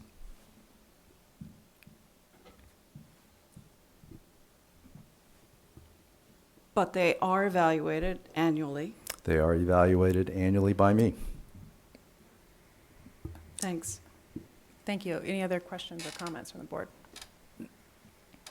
Okay, so we will be taking them each individually, starting first in alphabetical order with the approval of the amendment to the Assistant Superintendent Meg Jate for fiscal services. So moved. Second. All in favor? Aye. Moving on, that would be approval of the amendment to Assistant Superintendent Dr. Raul Ramirez, Assistant Superintendent for Elementary Education. So moved. Second. All in favor? Aye. Aye. Then that would be approval of amendments to Assistant Superintendent Todd Rickman, Assistant Superintendent and Chief Technology Officer, contract renewal. I need a motion. Ms. Munoz, thank you. I'll second it. All in favor? Aye. Aye. Okay, and the approval of amendments to Assistant Superintendent Dr. Fran Wagenick, Assistant Superintendent for Student Services. So moved. Second. All in favor? Aye. Aye.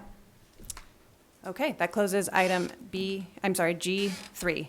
And for that, we're going to take a quick break before we move to the report discussion agenda. Thanks, everybody. Okay, welcome back, everybody. We are moving right along here to our report discussion agenda, item H. I believe we have public comment for the first item, which is on AHA Peace Builders evaluation. Yes, we do. So we have Cage Eulander, I'm sorry if I mess up the name, Melissa Lowenstein, and Pilar Montoya. We just met.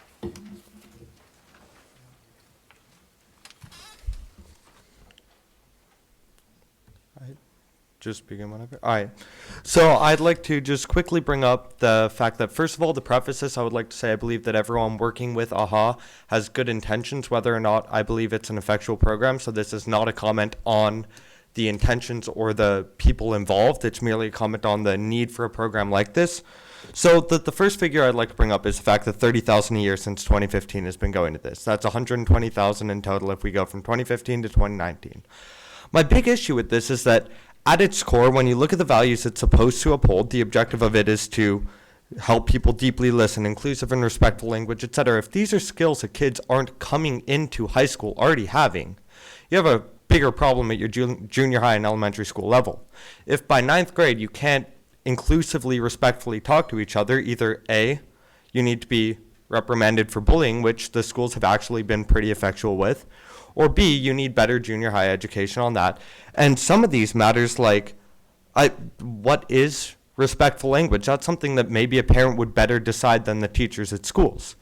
These are people coming into these classrooms with biases, putting those biases onto the students, and they're getting paid $30,000 a year to do so. That's my first major issue with it. My second major issue with it is the fact that, quite frankly, from anecdotal experience, having worked with this group in health class, I just don't really think it helped anyone. The most it was an awkward experience sitting inside of a circle with your friends talking about your feelings. And I think that that's really out of touch with what high schools need to cohabitate more. And then a lot of people argue that in having this more respectful, inclusive environment, we help bring students up and help bring students to an equal playing field. But to that, I would argue, if you really want to help bring people to an equal playing field, that $30,000 a year, look at what happened at San Marcos. Your auto teacher, you can't even hold down an auto teacher for more than 2 years. Auto teachers are constantly in flux. Talk about the students that need to be brought up. It's the students that would most benefit from a trade class like auto. That $30,000 a year, my issue isn't that it's being spent. It's that it's being spent on something that really is such a back burner priority. And that's a big thing. We have so many issues at these schools. We have chronic absentees, people not reading at grade level, people not doing math at grade level. Why are we putting it into social inclusion when there are kids that, and I would know from experience, I have friends like this, miss 90% of their school days. So that's the big issue. It's not the fact that I don't want more money invested into bringing all students into an equal playing field. I just think that of all of your priorities to be dumping money year after year into, this is not really one that needs work done. And again, I respect the fact that I think all these people are coming into schools with good intentions, wanting to help. I just don't think that the schools nor these people coming into the schools really realize what exactly these students need to succeed. Thank you.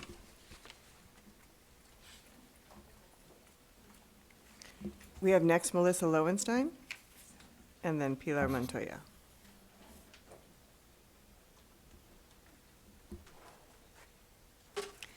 Good evening. This is actually Pilar Montoya, and we wanted to come up together, if that's okay. Yeah. So I'm here to talk also about this agenda item. I'm program director for AHA, and I just want to respect you for being so eloquent and respectful in your comments. Thank you for that. So I wanted to clear up a couple of things about what's on the agenda. We do actually serve the junior highs with our Peace Builder program. This past year, we had 120 additional youth served every week over the course of the school year, bringing SEL and Healthy Connection to them during that really vulnerable developmental stage. And so right now, we actually have more youth in the district in Peace Builders than we've ever had before.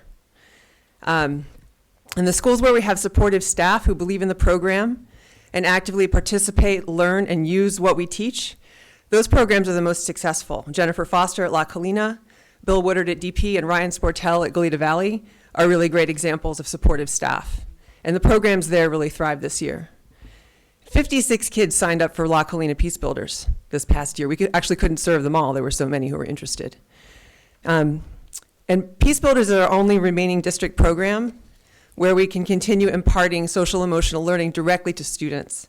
And we hope that our work yesterday, we worked with over 55 district staff bringing our expertise on SEL, demonstrates the value of our 20 years of experience and skill doing this work.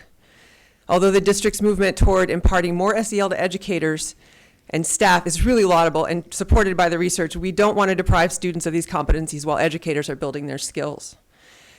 We raise $350,000 a year to offer this programming, while also fundraising for and offering teacher trainings, after-school and summer groups, by-donation therapy, and a free trauma clinic. And our donors and board want the district to have some skin in this game. And the $30,000 contribution from the district towards our work is a small portion, but it demonstrates that you're with us. And we want to make our home district the primary focus of this work. And we hope you can find a way to allot this funding toward our programs. And with my remaining time, I would like to introduce Pilar Montoya. Actually, she'll just have 30 seconds. Can she have her own? She can have her own 3 minutes. Her own 3 minutes? Yeah. Okay, well, then I'm going to keep talking. Go ahead. You have. Yeah. Another thing I wanted to mention is that we've been brought on in Carpinteria, district-wide. 30 seconds. To work with teachers and students in all the schools in the entire district. And we really want to be doing this work here in Santa Barbara with y'all. And that's really actually all I have to say. Yeah, All right, so thank you for the time.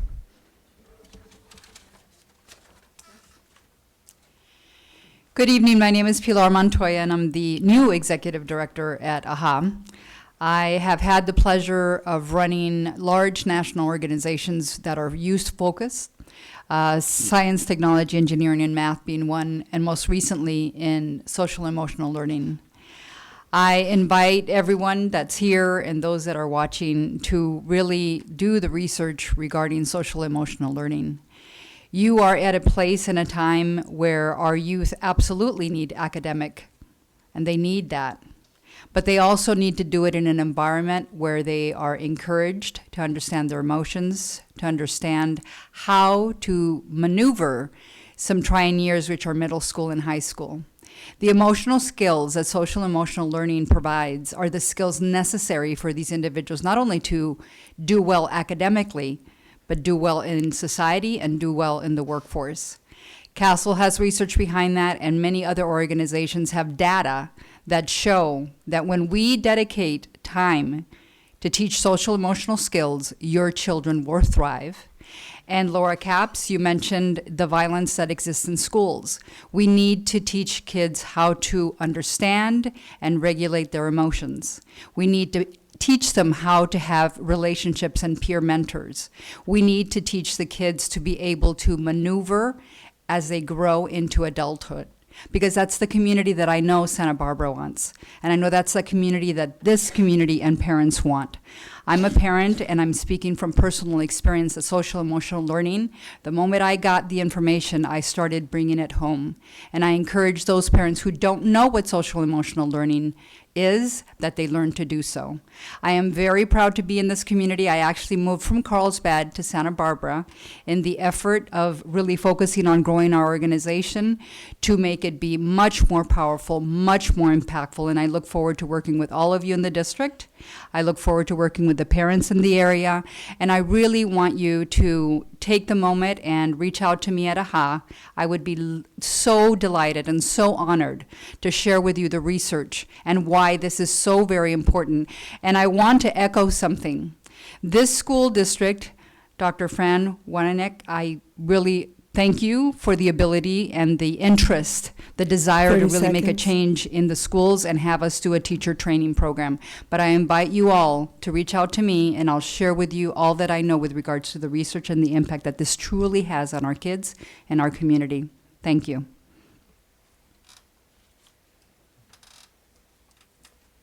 Thank you, and I believe that ends public comment, so we will move to Dr. Wagner for a presentation on this topic.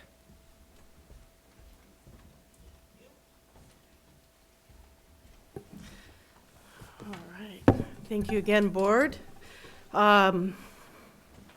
spoke earlier of formal third-party evaluation. This is a more, feels formal to me, but in-house evaluation process, and we do have the capacity to do that.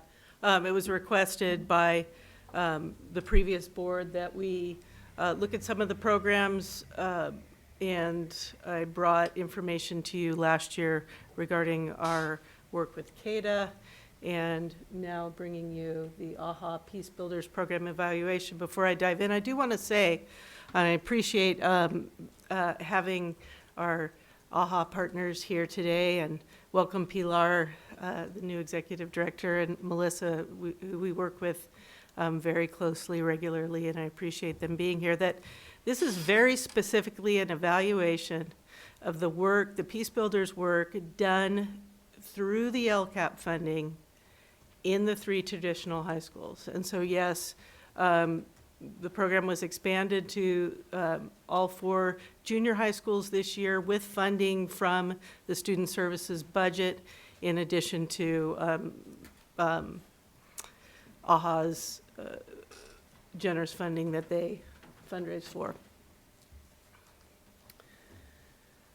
So background, AHA's been in existence for 20 years, and we have been its partner for that entire time. In fact, my first experience with AHA, back when it was the Academy for Healing Arts, was about 16 years ago when I was a school counselor at the now defunct Community Day School, the junior high version of La Cuesta. So that relationship has been long. In 2013, the Peace Builders came to Santa Barbara High School. It was the first cohort. There were roughly 60 students, and the idea of the model was that there would be 45 to 60 students in the program. In 2015, Dr. Draughty made the commitment to expand it to San Marcos and Dos Pueblos. As you know, when money is spent in the LCAP, we align it to the goals, and we assign very specific actions to those goals. And the action assigned was to create a systematized incorporation with restorative approaches. And that our skin in the game would be that $30,000 a year. I actually met with the folks from AHA, and we talked about what that should and would look like. And there was a vision to actually integrate the Peace Builders. And I still have that vision, so I want to say that from the very start. But I think we need to do a reset. But the vision was that we would be able to, the deans and assistant principals would be able to bring Peace Builders in to serve as peer mediators, peer facilitators, do reactive circles in class, et cetera, as part of restorative approaches. So what was the evaluation process? We had 3 guiding questions, which you can see here. Have we realized a systematized incorporation of the Peace Builders program? How worthwhile was AHA Peace Builders program financially, as evidenced by increased site capacity? And what learnings about how to best utilize AHA as a community partner were produced? So these were our guiding questions. Then we looked at our indicators of process. So all of this was established prior to the evaluation, and Dr. Chelsea Guillermo helped create this, or gave guidance to me as we created this. We wanted to see an increase in the number of RA circles initiated and or facilitated by Peace Builders.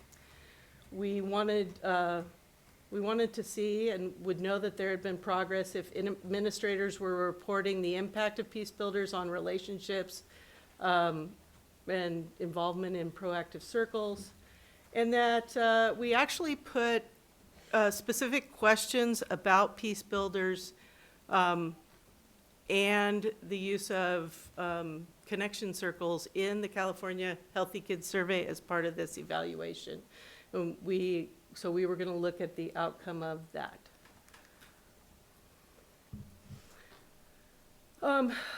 In terms of the data collection, our evaluation process, we used formal collection methodologies, but clearly this was an informal evaluation. It was not formal research. It is not peer reviewed, except for my peers here. Qualitative data, we met with student focus groups, and we met with 2 focus groups at each campus. one of non-peace builders and one of peace builders. And then we also had an administrator questionnaire.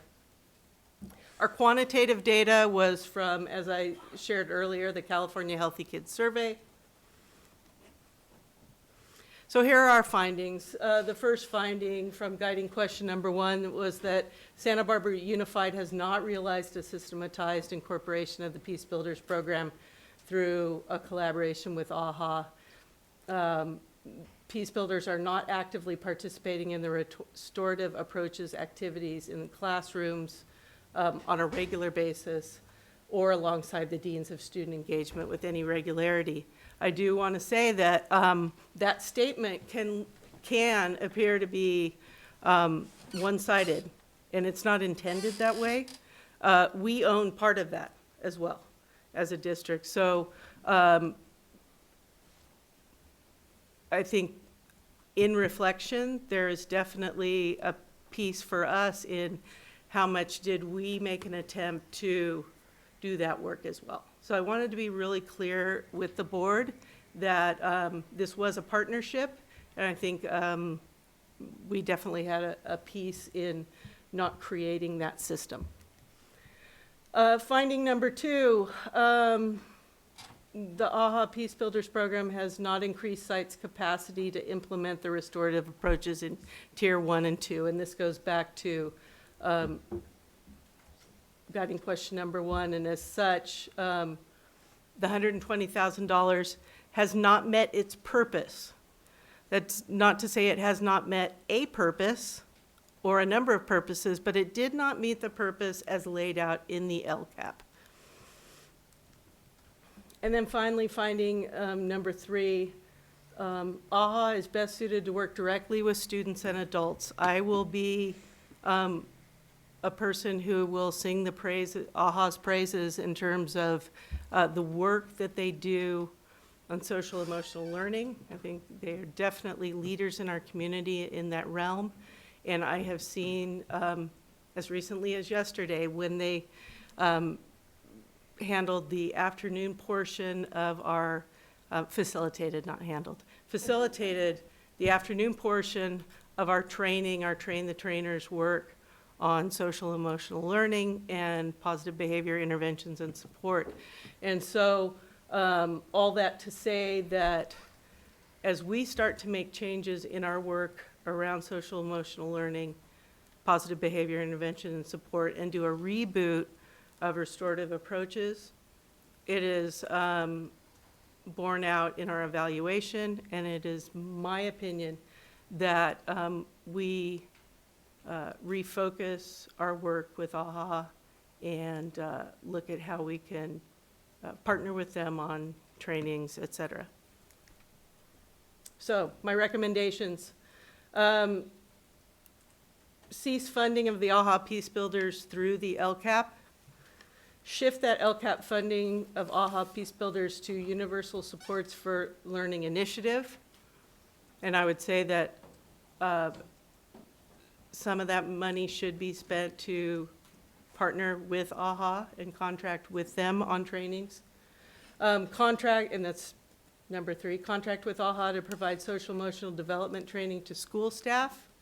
I believe that a cascade effect can occur through the training of adults, helping adults understand social emotional learning, but also develop socially, emotionally themselves, and allow Peace Builders to retain the status of a club on school campuses if AHA is interested in continuing the programs. AHA, far and away, the students who we spoke with, I would say, with very few exceptions, really works well for the students who are in it. We did see the number of students, it's no longer 45 to 60 students at each school, it's smaller. And so we're looking at about 15, maybe 20 students per campus. We should work together to try to bring the numbers back up, but it definitely works for the students who are in it, and they they benefit greatly. So questions and discussion. Thank you, Dr. Wagner. Dr. Reed. Yeah, thank you, Dr. Wagner. I want to, first of all, welcome Pilar as a new executive director. And I strongly want to state my support of social emotional learning and the importance of that in our schools. And at the same time, I strongly support evaluative measures to ensure that the programs that we are implementing are being rolled out in the most effective way. So I also appreciated Dr. Wagenet's transparency on the fact that perhaps the implementation process, the process might have been faulted in some respect by the district and perhaps with your organization. So I did have some questions just to sort of try to understand a little bit more. Because it sounds like immediately you want to cease and desist something, and I'm curious as to, could there be a reframing of the implementation process? So my first question is really addressing number one, your first statement. And I'm just curious, what do you think went wrong with the process, the implementation process? I wondered if AHA had acknowledged that they might have been better at facilitating. I meant number one, I guess, of the first. The guiding questions. Did they acknowledge, and I don't know if you've met with them, but the results that there might have been a better approach in facilitating this and working with the deans?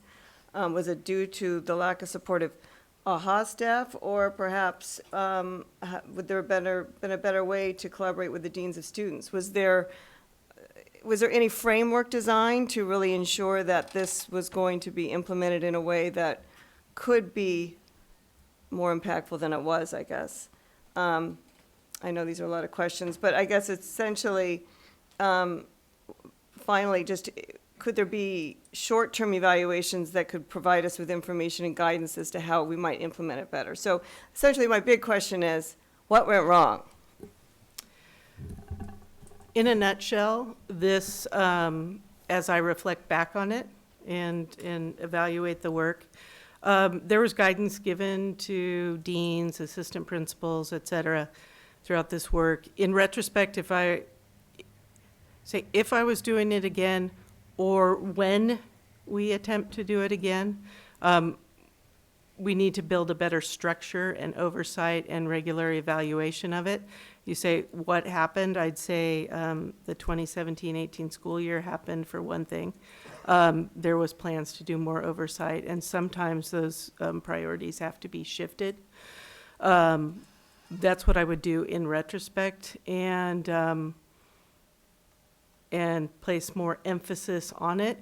The other thing is that we did an evaluation of restorative approaches in itself several years ago, and there needs to be a retooling and an emphasis on positive behavior intervention supports and social emotional learning in order for restorative approaches to truly be effective. And so that's part of this as well, is that we need to shift the focus in order to, we're working on integrating those three initiatives together, which is another reason for the pause. So in terms of also the relationship between restorative practices and AHA, because obviously that was a connected link that was part of the LCAP framework. So was there a structured system? And you're saying no, there wasn't a structured system or framework or rollout of this, even though that was where it was supposed to be integrated. There was direction to the sites to use the peace builders, identify who your peace builders are, and bring them in as peer mediators, et cetera. Ownership of that and doing that, I think, was the breakdown between whether that was AHA's responsibility or the dean or AP's responsibility.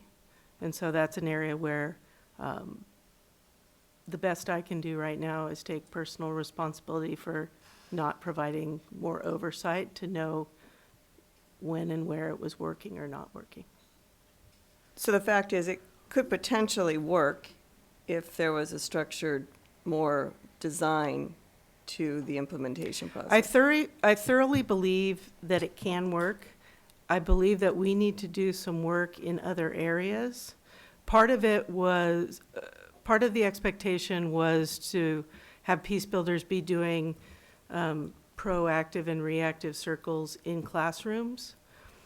But teachers, one question we asked students was, do your teachers know that you are Peace Builders? Mhm. And overwhelmingly, it was, I don't think so, or no.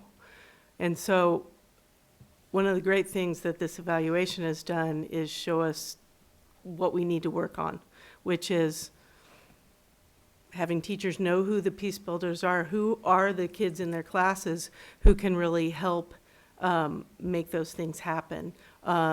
Restorative circles should happen when there's a conflict in a classroom, or after a substitute teacher has been there and there's been some issues, right? And having the vision for Peace Builders is those students would take a leadership role to help facilitate repair in the classroom. We need to bring teachers in on that. So yes, I think there's a lot more structure to it that we needed to build that didn't happen. And so when I say we need to own part of that, yeah, that is what it would be. So perhaps your statement of ceasing, or your suggestion, might be more reflective of reflecting on the practices and looking at maybe there might be better approaches in terms of the setup and the framework and the implementation based on this analysis. Yes, I think we need to look at the evaluation. We need to do some of the training that needs to be done. Because honestly, we have 9,000 students, grades 7 through 12. In high schools, we have about, junior high and high school, we have 150 Peace Builders, maybe. And so those students can be effective, but we have to put the systems in place to make sure that they feel like, or that it's a welcoming environment for them to do that. And I think we need to press the pause button on that work and circle back to it later on. Yeah, and I respect that, because I know in the work that I used to do with the Anti-Defamation League, it took a long time to set up the peer leadership groups that we did over time, but it was a framework that had to come from the district and the organization together to ensure that the students were getting what they needed, and also that it was facilitated in a cross-school experience. So I appreciate the work. I also I appreciate the fact that you would put a pause on it and then reflect on what might be better, what might be a better approach. That's the whole purpose of evaluation, is to really reflect back to see what might be improved, whether it should be determined that it should be ceased and desist. But at the same time, it sounds like there's opportunity here to build something maybe even more powerful for the students. I know many young students, friends of mine and others that I've met, that have been impacted by this program. And though the groups are small, they are truly impacted, and as it's the reason why they go to school. So, so I appreciate, again, the evaluation. I appreciate the pause, but maybe it's a reflection piece, and also the work to support the social emotional skills. So perhaps, too, you're talking about the one focus you want to do now is really focus on social emotional skills for the adults. While you're going to continue to do that, but you're going to put a pause on this and reflect on how this might be improved. Is that essentially? Yes. Thank you. Any other board comments or questions? Ms. Ford. Thanks a lot. Thanks for the introduction to this particular issue.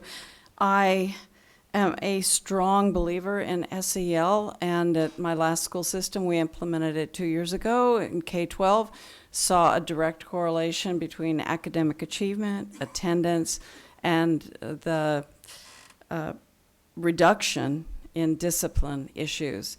Having said that, though, I don't hear a lot of talk about elementary, and I feel like all of these particular programs are best started with the younger students, to the point that our first speaker made is that my experience is that it's easier to teach it all when they're young, and then they carry the skills onward. My other point is that I know you mentioned restorative approaches, and we have so many teachers in our system who were very much philosophically in line with restorative approaches, and they just didn't really know how to do it. And so I'd love for you to just address quickly a little bit about the age group choices that you are thinking about going forward, and also really the district's responsibility in terms of responsive approaches and PBIS. Thank you. That's a whole report in and of itself that I'll be bringing to you. But I will nutshell it. The good news is that yesterday, the 55 staff members who were trained preschool through grade 12 and after-school program. And so that's what we're looking towards. And this integrated or braided initiative that we're looking at is really the idea that with PBIS, we need a district-wide coherent focus on bring PBIS to the school so that students and staff know what the basic core expectations are for behavior. Bring the social emotional learning piece in so that they understand the skills and they develop the skills that are needed in order to meet those expectations. And then have restorative approaches there for when the expectations aren't met, so that to repair it and to have good relationships. And relationships is the glue that binds all that together. So that's what we're working on. I am going to be bringing a report to you all. Calm was there yesterday with about 6 of their therapists. Calm is doing a lot of work. Their trauma-informed school campus work is it's mental health, but it's built on SEL, and it's essential, and so that is there. And then Family Service Agency had some of their therapists there as well. So this is everyone doing the work together. So did that address enough of what you're looking for, and what more would you like to hear? Well, I was sort of thinking out a little bit, so there'll be another report where you'll describe the proposal for the next phase. I'm going to bring you a 5-year plan for the braided initiative. The braided approach. Yes. So all I also want to just mention is my appreciation for your reflective reflective approach about this, and also your willingness to take some responsibility. I think it's fabulous. Thank you. Thank you. Thank you. Any other comments? Yeah, just, a difficult conversation to have, but I think, the evaluation of it is key. And then I think also, I agree with having the school staff trained for all the grade levels, because that's how you could start, in terms of spreading the knowledge and the approach for them. I mean, I think we've seen, I certainly respect the work of COM and Family Service and the trauma-informed approach, with my background in mental health. So I look forward to the report. And thank you. Thanks. Thank you, and I'll just add a few comments. Thank you for the presentation, and thank you to AHA for being here. Just to acknowledge the fact that AHA does raise $350,000 for Peace Builders, and so I trust that you will pause this in a way that doesn't thwart any of that private funding that does come our way. And I really read this. I appreciate how you frame this. I think without the discussion, it could be seen a little more harshly than your approach actually is, Dr. Wagnick. And knowing, because of our conversations, what a good partner AHA has been to this district, that this is really, when I first read it, it was like, we haven't been taking advantage of the services. And that's one way to, and that's worthy of an evaluation. If deans of students aren't using these trained students in this way that they've been trained, well, I don't know, that's not my call whose responsibility that is, but it doesn't seem fair to say it's the AHA's alone, and I think you've communicated that. So I just hope that this evaluation, I appreciate it's taxpayers' money, the $30,000, but again, to be really mindful of the fact that it does leverage private donations that AHA brings in, and I don't want to hopefully lose that in your evaluation process and sort of retooling as you are in that phase. So I support the retooling, but I again just don't want to lose the power of peace builders. I've seen it in action, and we all know that if a certain school and school leadership is excited about something, they're going to take advantage of these opportunities. And if that's lacking for circumstantial reasons, then we won't see that. So anyway, look forward to the next report on this, and just want to lend my support, and as my colleagues have, to the overall approach of social and emotional learning. Thanks. Yes, Dr. Reed. I'm going to say quick question, and that is there funding in the LCAP to support K through 6? And has that been looked at?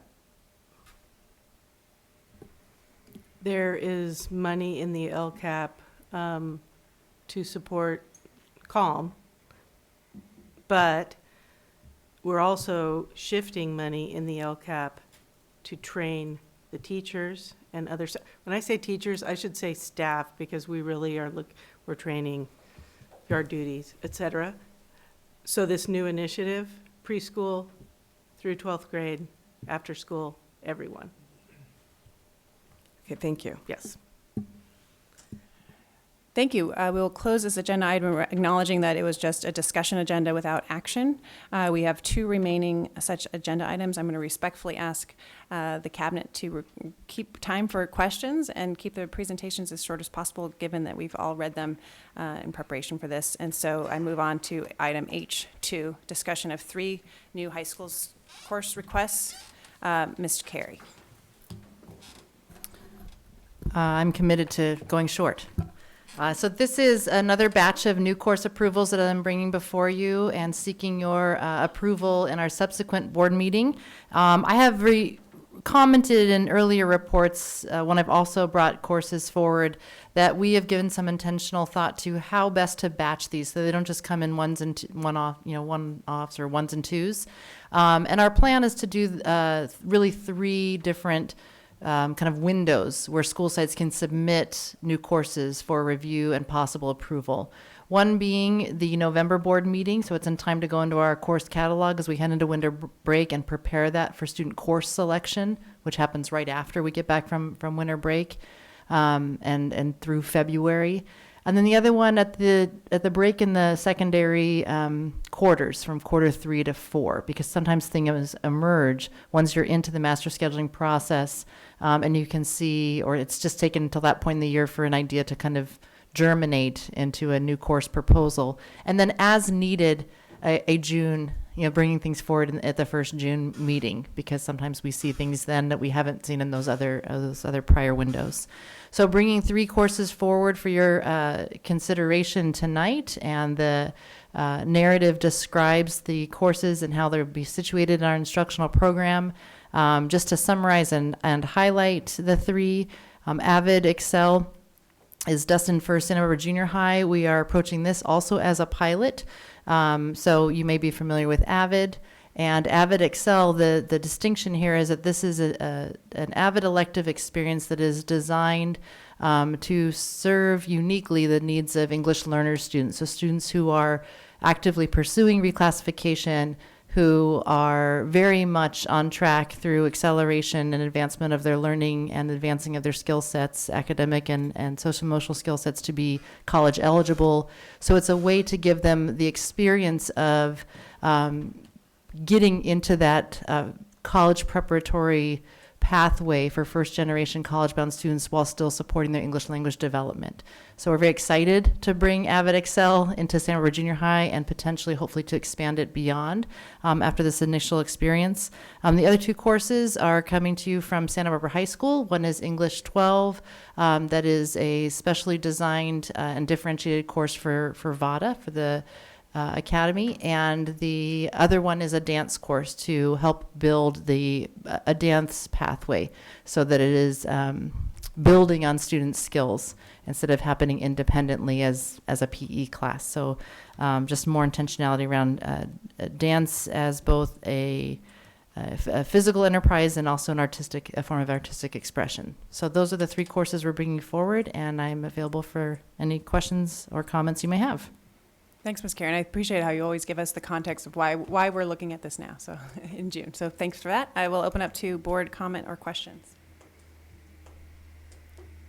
All right, seeing none, I think we move forward. Okay, well, should I understand that then to bring these back on consent for June 25th?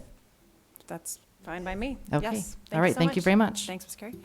And now moving on to item H3, and I believe we have public comment. Yes, we do. James Mechner and then Greg Garland, or Garrud? Gandrid. Okay, well, it's hard to read your printing.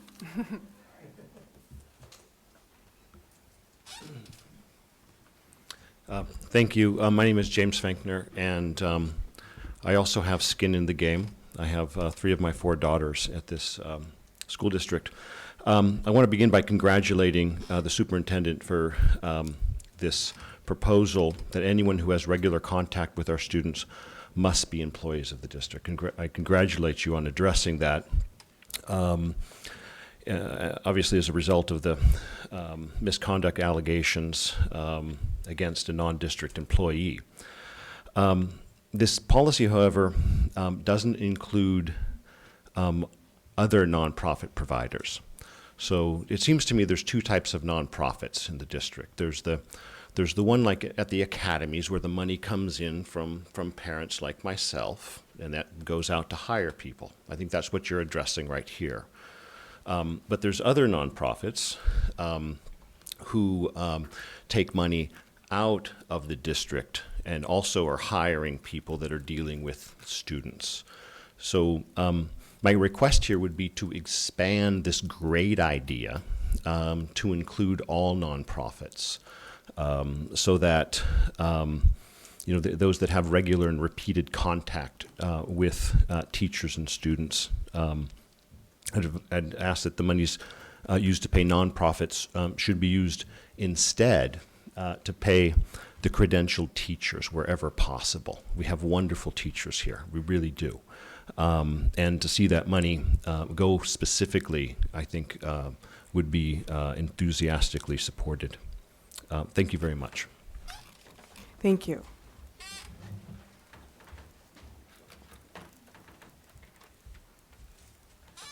Hi, Gregory Gandrud. As to agenda item number 3, in which the district says it will now put in motion a standard that anyone who has regular contact with our students must be employees of our district, no doubt that this policy is being instituted as a result of the allegations of sexual misconduct that have been leveled against a non-district employee that the district allowed without district supervision to have contact with students at the Matt Academy. Your new policy, however, fails to include third-party nonprofit providers such as Just Communities Central Coast, AHA, the Family Service Agency, and the Child Abuse Listening and Mediation.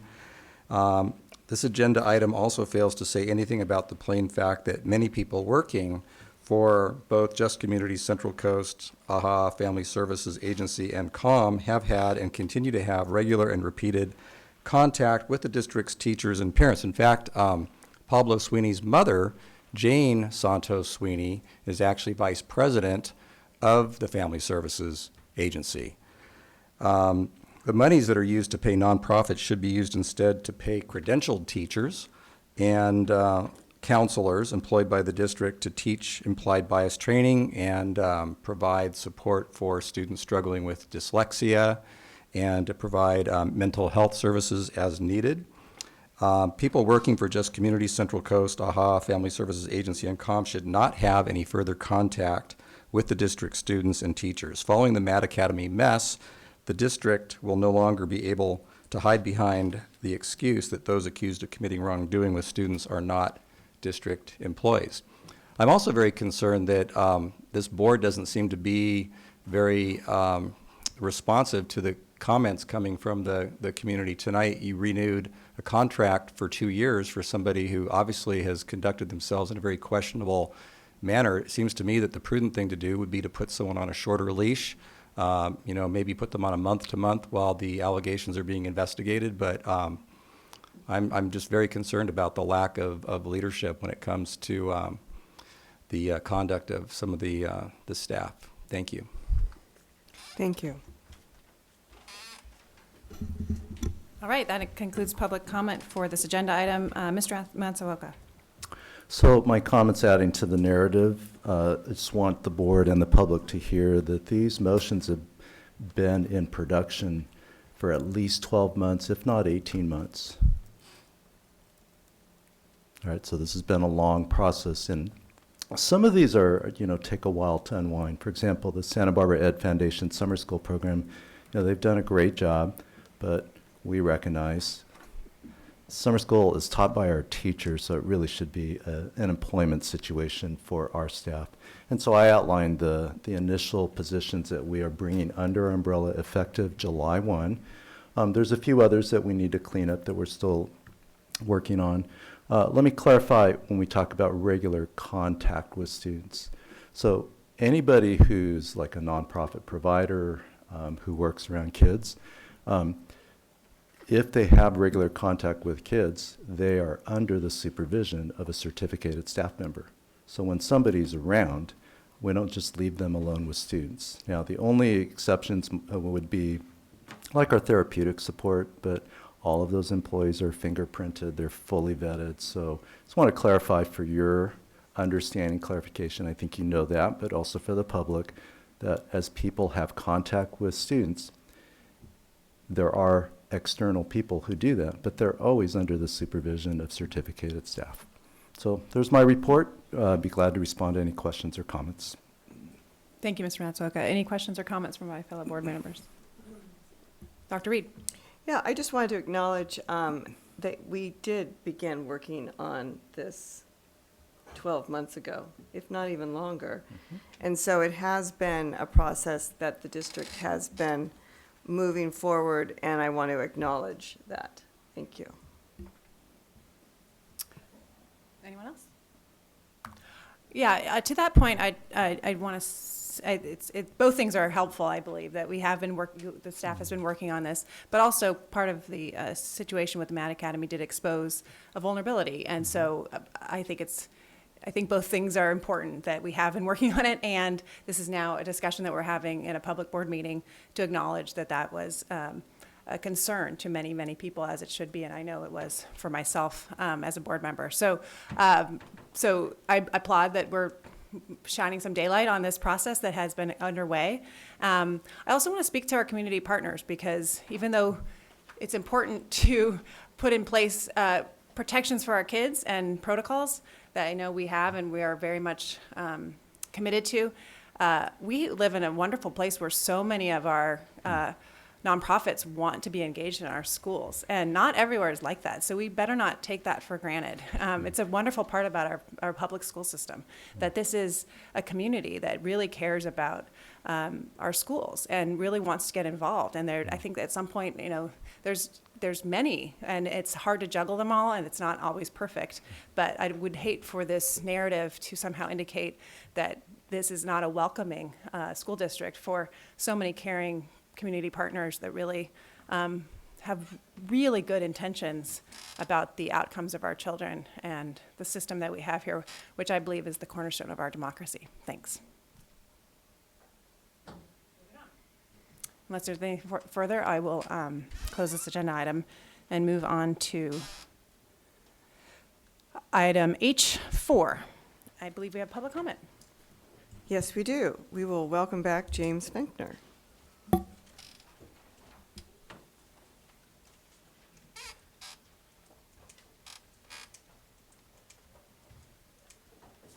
Yeah, thank you for allowing me some more time, and thank you for sharing this evening with me. The first thing I just wanted to propose, these meetings are actually hard to get to for parents, and if this could be televised, it would be absolutely fantastic. the dynamics that are going on here would make the serial Santa Barbara look pale. So, in terms of the LCAP, one of the concerns, and I thank Ms. Carey, who had put together a little get together on this. My concern is really in terms of the focus. From the numbers I've seen, we're 382nd best district in California. I can't believe Santa Barbara's 382nd out of 700-800 districts.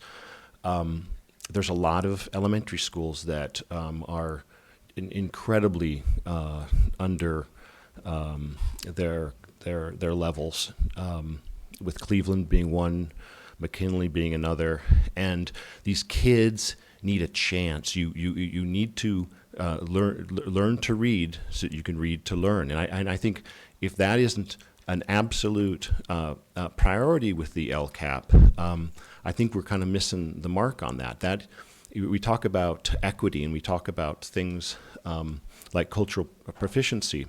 Of course, they're important.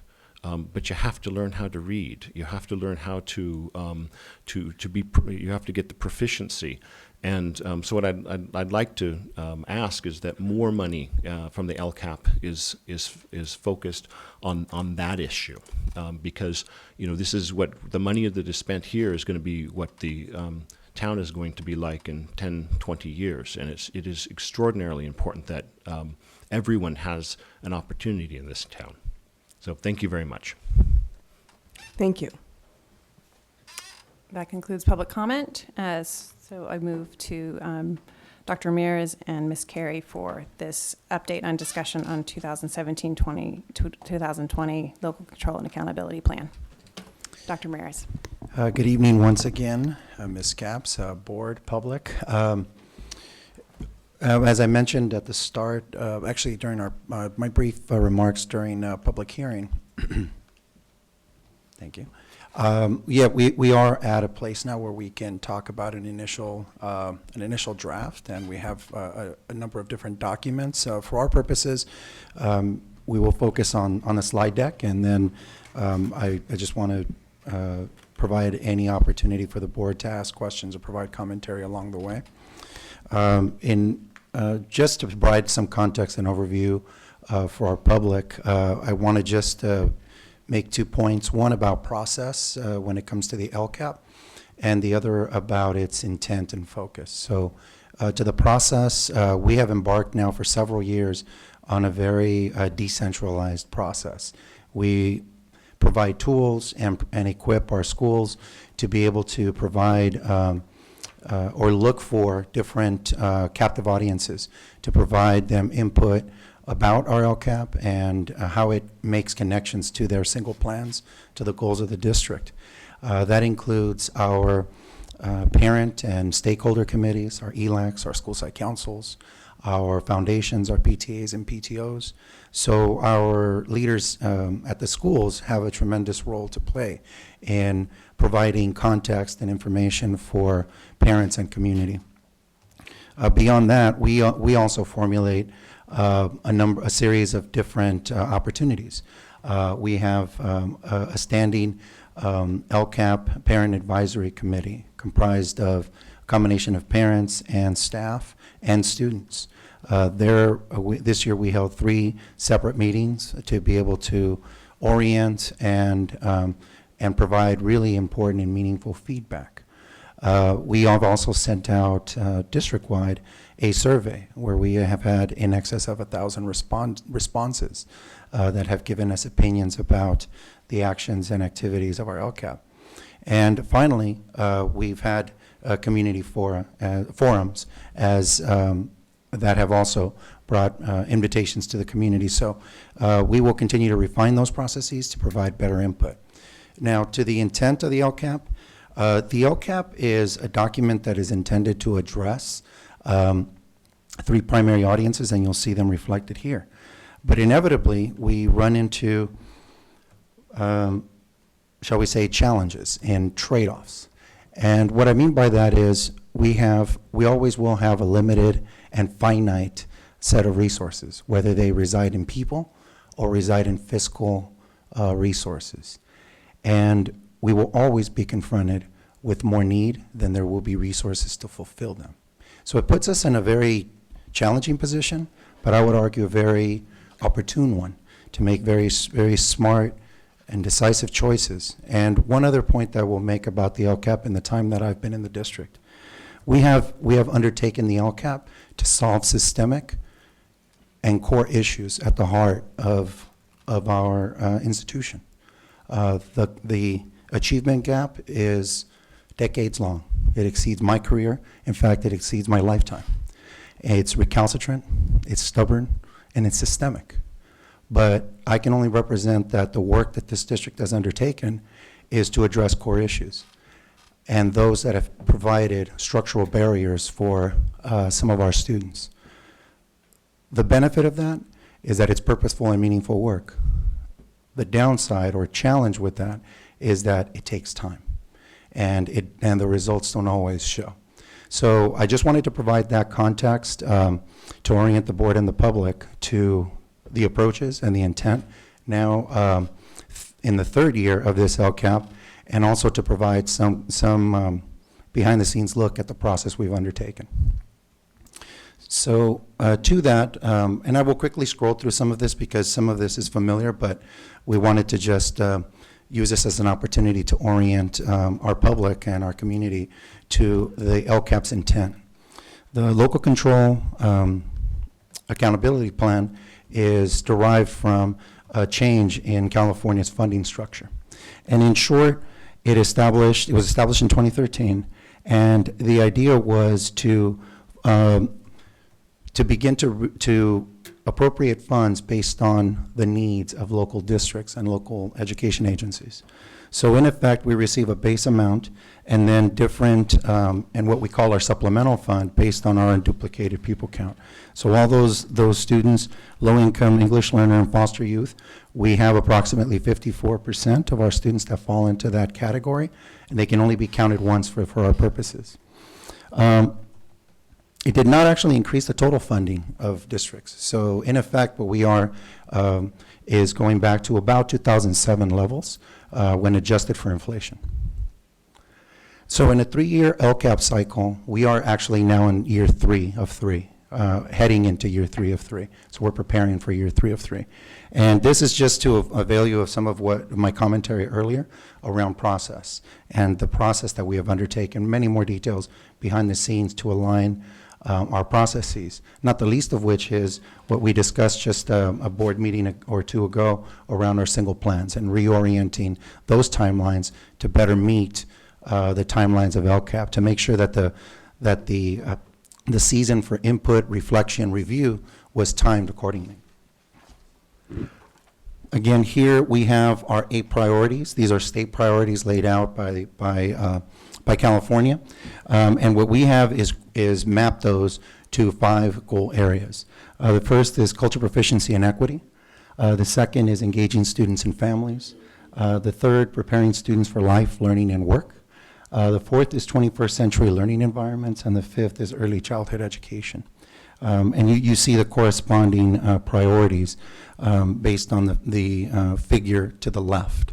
Which span from basic services all the way through other people outcomes, including things like course access, implementation of standards, and of course, number 4, which is student achievement.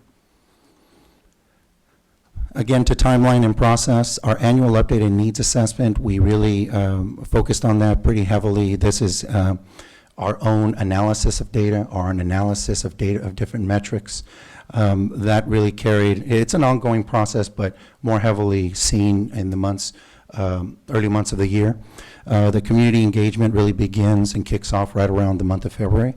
Further revision in May, and the public hearing and ultimate adoption here in the month of June. In terms of the annual update, this is a very core component of our measurements and progress monitoring. So California School Dashboard was unveiled and released 2 years ago now, but in that time it's changed. So we're still adjusting to the way it presents data and in fact some of the very data that it presents. So in terms of, and these are all taken literally from our California dashboard, so it's a high-level view.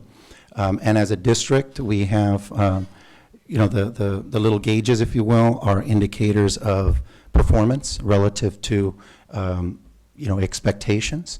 And you see, in terms of greatest progress, what we would consider as a district to be our greatest progress, you see there in the left column. Our graduation rate has stayed steady.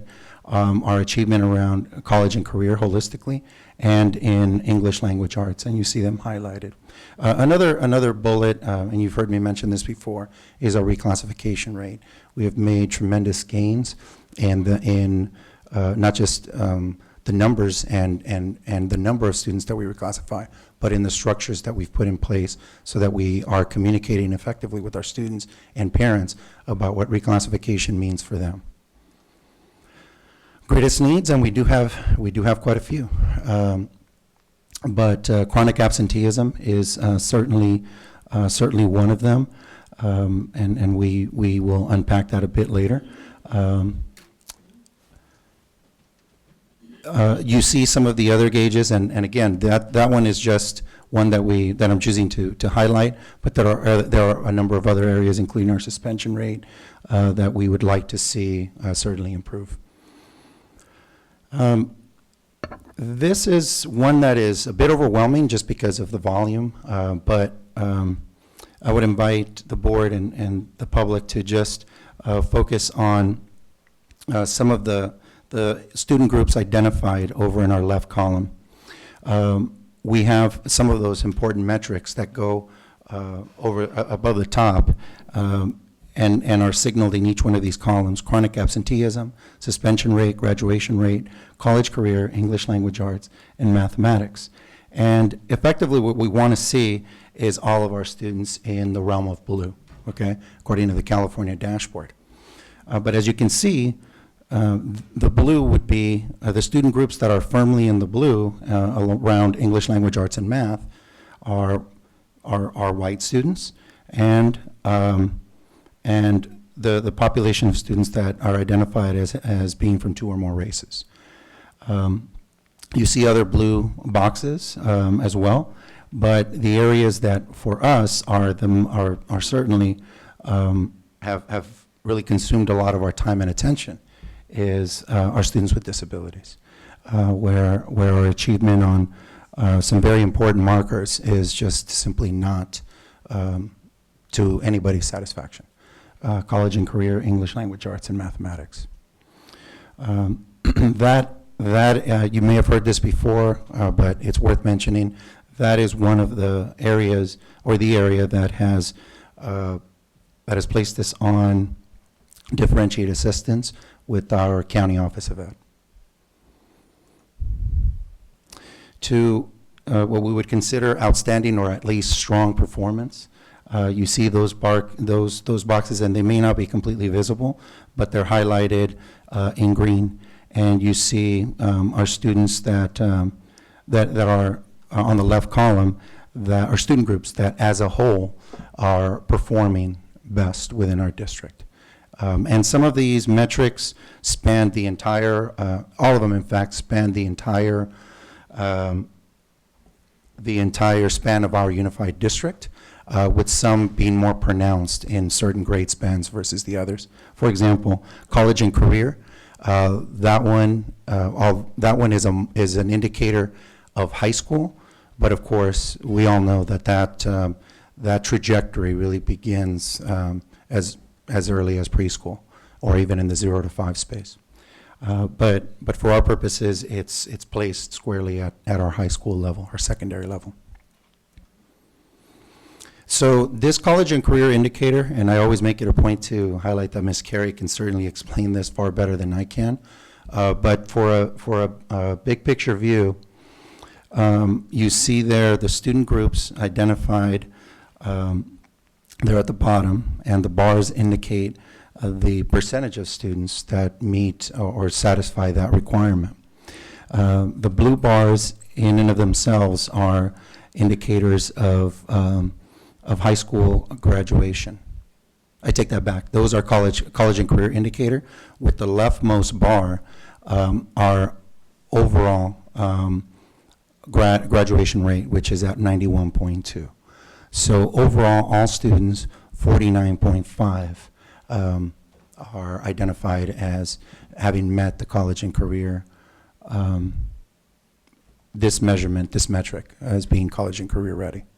But within that, you see a significant disparity between our student groups. And some of those are highlighted. The highest performers in our district are very much on par with or exceed state expectations. And yet those that don't, the same argument could be made for them. So next, I'll turn it over to Ms. Carey, who will walk us through our modifications and adjustments. That is just context to be able to signal to you how we made certain recommendations around actions and certain budgetary decisions that we're bringing forward to you at this point.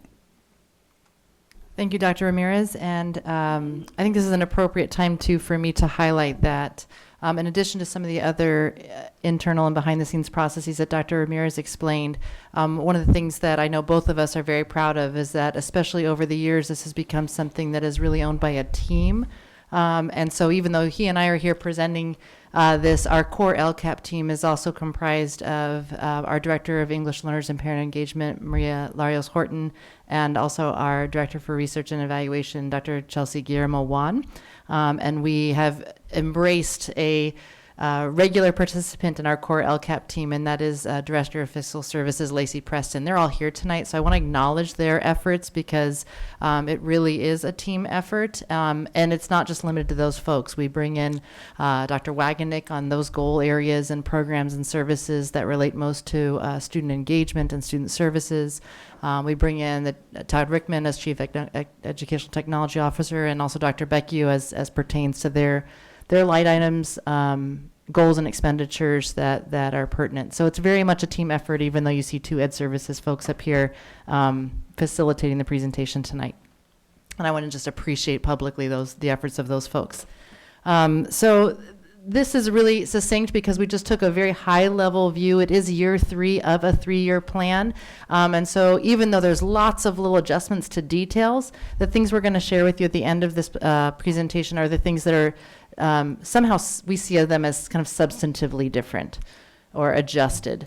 So again, for goals 1 and 2 and 4, so this is just as a refresher, goal 1 is on cultivating culturally proficient school communities, and goal 2 on student and family engagement, and goal 4 on 21st century learning environments, as a refresher. These are some of the modifications and adjustments. So we had separate efforts related to developing and building the capacity of our stakeholder groups in terms of cultural proficiency, and we wanted to be able, in fact, you've experienced this as a board in the past year and beyond, we want to be able to represent all of that work in one place, both fiscally and in terms of how what our narrative is in the actual LCAP document itself. So we made those adjustments going into this year 3 to we feel like that promotes transparency and a little more clarity as far as what all the different kinds of initiatives we're doing with respect to cultural proficiency and equity initiatives, particularly those relating to contracts with outside or community providers. So that's a substantive modification. Of course, it shall not be lost on us that we have implemented ethnic studies as a graduation requirement, and with your support, recently we have made adjustments that require some fiscal support in order to help promote the successful implementation of that graduation requirement. We have made adjustments in funding to one of our family engagement liaison positions. These are positions that help to perform outreach with parents and actually provide parent education opportunities. That's related to Goal 2. And as you may already be familiar, we have decreased significantly the number of staff in the role of technology coach. So even though it was more than 6 people, we had about 6 total FTE dedicated to the tech coach position. Moving into 1920, we've renormed that landscape and have a dedicated secondary tech coach and a dedicated elementary tech coach. So that will just further, kind of focus those efforts and bring them into alignment with ongoing efforts coming out of Ed Services. And then every year as we revise as we can conduct annual revisions to LCAP, we have to adjust for salaries and benefits. So that's always going to be there. Any questions on this screen before we get to the final slide? Okay. And then goal 3 is the biggest one. Goal 3 is about preparing students for college, career, and life. And these are some of the things we want to highlight as substantive changes. We had individual schools trying different things with respect to literacy intervention. And what we're trying to do is kind of lasso those efforts together and formulate a more coordinated approach in conjunction with our newly hired instructional support specialist for English language arts and secondary. So we are partially funding the release of staff who, in many cases, were already doing this at sites, and we are sharing the cost of that with sites. So we're just trying to norm that space more and trying to do that in a way that has more intentionality and coherence using LCAP funding, using supplemental funding. You have, as a board, experienced in past meetings and in past cycles some of the variability as relates to elementary PE positions and how those are allocated to sites and how those positions are funded. So thinking back to last spring and that being a topic around which there was a lot of discussion and debate. So now that has been brought wholly into LCAP and is being held by that supplemental funding, and that space is normed. You see support for newcomer English learners in secondary, and that takes the form of bilingual paraeducators primarily. The comprehensive plan for multilingual pathways is the work we are doing to think strategically about what services and what design for an instructional program we'll have for English learners. And so there are various costs associated with that. And of course, we want to highlight, as has been discussed at a high level here, the dual language immersion program and the 1920 plans to design that program for implementation in school year 2021. Finally, our secondary counselors are concluding with their ASCA training. So that's training that all of our secondary counselors have undergone in accordance with the national standards for counselors. And so we know we need to continue supporting the momentum that's been generated there.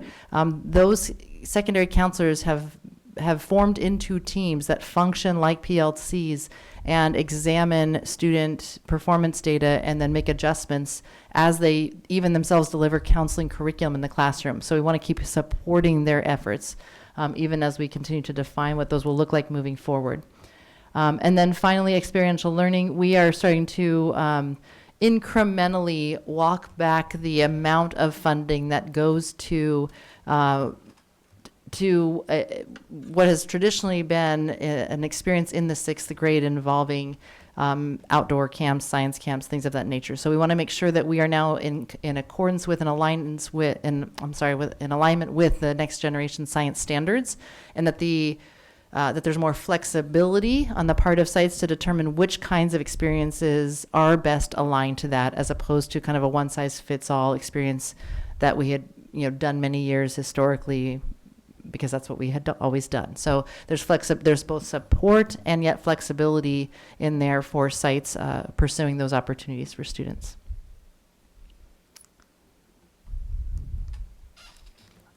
That's the last slide. So I think we and our team, if as needed, is available for any questions or comments you have. Thank you, and I know it's hard to fit this all in, so I appreciate the effort to do so and communicate that succinctly.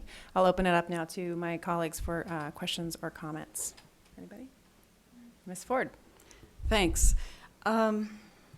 Ramirez, you referred to the decentralized approach and the idea of challenges and trade-offs. And then I reflect on the idea that this is a 3-year plan, and each time it should be modified to address the continuing or increased needs in areas. So I too have concerns that we have some very serious issues at our elementary, in particular ELA achievement, and I don't see it addressed here in the modifications, and I'm wondering if you're rethinking the decentralized approach and or if this comes under the heading of a trade-off. The decentralized approach that, thank you for the question, Ms. Ford. The decentralized approach that I was referring to had to do more with process of gathering input. There are certainly decentralized approaches that we've undertaken depending on which action you're referring to. Just this past year, we onboarded literacy coaches as one example.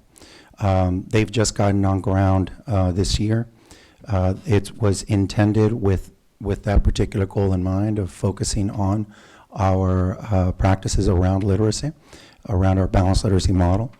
This provides me another opportunity to reflect on the fact that in the content of the plan, you see what those actions are undertaken. Not all of those actions are funded here through the 12.1 million. There are other funding sources, as I mentioned earlier. So I mentioned the literacy coaches only because those exist essentially only in the elementary, and we have really had them work very strategically with each other and at school sites. So we have really paid close heed to ensuring that they're working with our PLCs.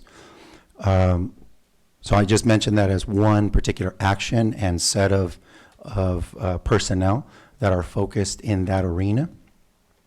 But I would also point to just the prior approval of our GLAD contract that happened earlier this evening. That has been another source of ongoing support to try to introduce a better set of strategies. There's no doubt that it's concerning for me, the performance that Cleveland and McKinley have had. It's concerning for me that McKinley has 97% of our Latino students at that school. It's concerning to me that they are in excess of 70% in poverty. And it's concerning to me that they have had 4 principals in the last 6 years. All those things are very concerning. I have made it my work to try to ensure and be as close to the ground there. How we shift the instructional program is very layered, it's very challenging, and it's historical. So we are doing our best effort to ensure that the practices that have proven promising at other schools that have been in a similar situation, like Franklin, like Adams just a few years ago, or most recently Harding, now that they are in an upswing, that all of those practices, all of those approaches are firmly being modeled and patterned at both Cleveland and McKinley. But there are admittedly some structural barriers that have emerged that we have since corrected. For example, at Cleveland, that school was on a year-round schedule for close to 20 years. I think we're still feeling some of the byproduct of that decision. The isolation that it created for the site, the incongruence with the rest of our schools, and we are only 2 years out of that. So we're working diligently to address those structural issues, and I can only tell you that they're going to continue to provide or to call out my full effort, our full effort as cabinet. So I would love to be able to have a much broader conversation on that, but if you have any follow-up questions, I'd love to answer those now as well. Just a quick one. I appreciate your thoughts on this, your response. I'm wondering if you can just give me a couple examples of the ways that what has been implemented or the 6 best practices, for example, at Franklin are being implemented elsewhere? Yes. So let me tell you why we even undertook this balanced literacy model. Years ago, when I first entered into my position, we knew that that the days of being very prescriptive around the development of literacy needed to be brought current. At that time, Adams had already been developing, I'll name two things. I'll speak to Adams first. Adams had already been developing two very important components that to any educational leader, and all the educational research bears this out. Number one is active use of data. So over 4 years ago, we actually expanded the use of STAR as a monitoring tool. Let me just represent that prior to that, our district did not have a common way of measuring literacy. So that is a relatively new phenomenon. The other thing is how to undertake practices, not just curriculum, but practices that promote literacy. So based on their efforts, we really examined, took a hard look, and started to pattern our efforts after theirs, to the point where starting tomorrow, for the next 3 days, we're going to have over 90 of our teachers trained on reading workshop. Very enthusiastic, very eager. And is it hard work? Absolutely, it's hard work. But I think this board has shown incredible amount of support. Over the last 2 years, you've approved over $1 million worth of reading materials for our schools, many of which got reoriented to those schools. And what we realized is we need more textbooks. We need more books of high interest and engagement at the levels at which readers can access in our schools. That same pattern holds true at Franklin. At Franklin, the diligence, the patience, the common planning, the evidence of common routines that kids learn at a very early age and just continue to be fostered and reinforced year after year, so that by the time that they are sixth graders, you see what you witnessed just last week. That we need to capitalize on that, and we have. And so we have made it our point to bring leaders to the schools, to also have those leaders share out to our leaders peer to peer, but also to have our schools come and see those practices day in and day out. And I could go on and on around the things that we have constructed to try to make sure that our schools aren't silos and that they're really benefiting from one another's expertise. There's just a point I think I feel compelled to interject, and that is if you look on slide 12 here, and certainly not to diminish from Dr. Ramirez's comments because he's much more intimately familiar with the expressions of literacy and literacy development at the various individual elementary school sites, but actually socioeconomically disadvantaged students and Latinx students did show substantial progress in ELA. And you see the yellow indicators there. It's not the ultimate destination. We want to see those gaps closed, and we want to see those greens and blues, but that yellow represents having attained substantial movement. So as highlighted there in that orange box at the top, and again, this is aggregate and high level, kind of a different perspective than the one that he just to amplify the one that he offered. That is something I wanted to make sure was highlighted. So there is movement for those student groups in ALA. Thank you. Other questions or comments? Dr. Reed. Yeah, I think your comments about the active use of data were noticed in the SIPSAs that were presented, and we talked about that. What are your plans to ensure that all of our leadership principals are really attuned to analyzing data, and if they aren't, what supports are being given to them?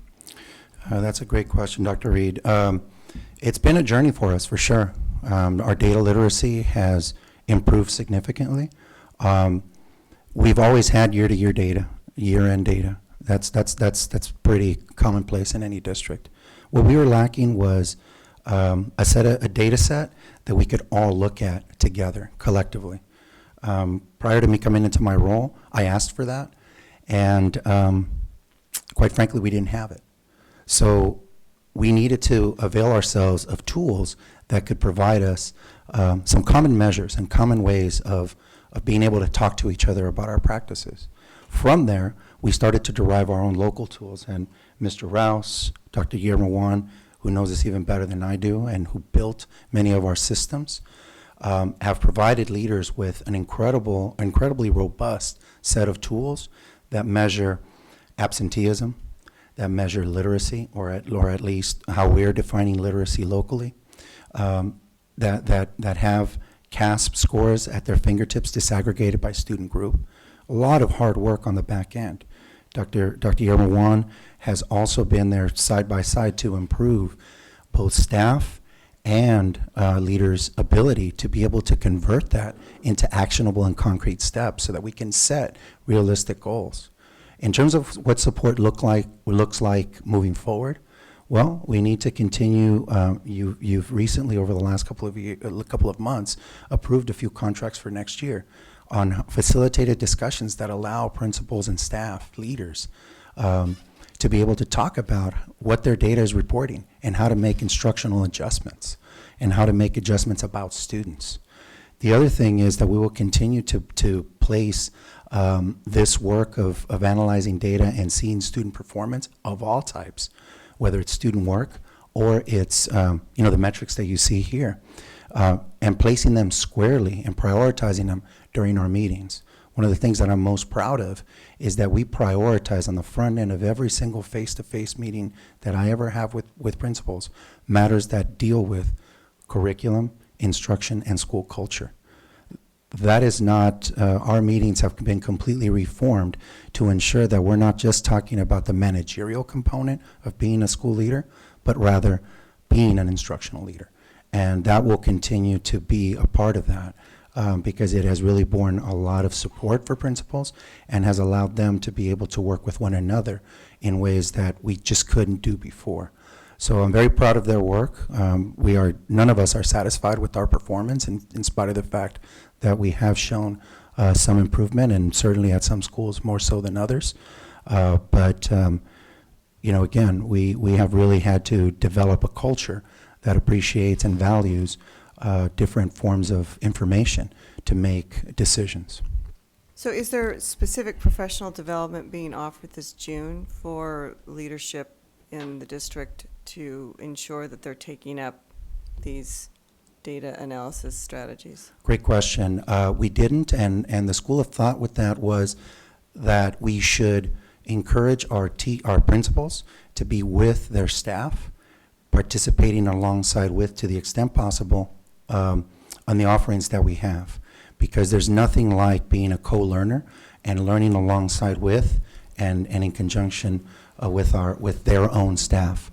Next week, during our administrative retreat, we have already allocated time for this very purpose, to look at the data that's already manifesting on a preliminary basis, with another view and another pass at it come August when we return. So this is very much at the forefront of what we're doing as an entire leadership team. Yeah, I would just amplify that comment that it's not been our tradition to have administrative training during June PL week training for teachers for the reasons he said, but we have that planned for next week in our meeting with leaders.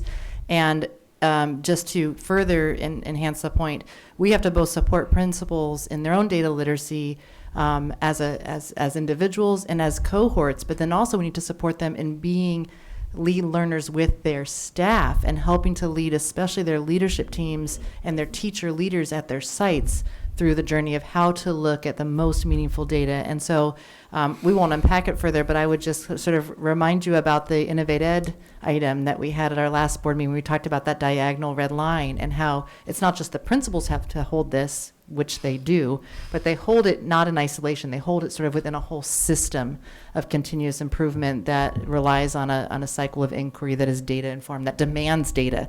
So it's really not us just saying kind of from the top, we need you to do this with data. It's sort of like as we all cultivate buy-in about this continuous system of improvement, the demand for the data comes from within and from all around very organically. Those are some of the shifts we've been seeing in recent years.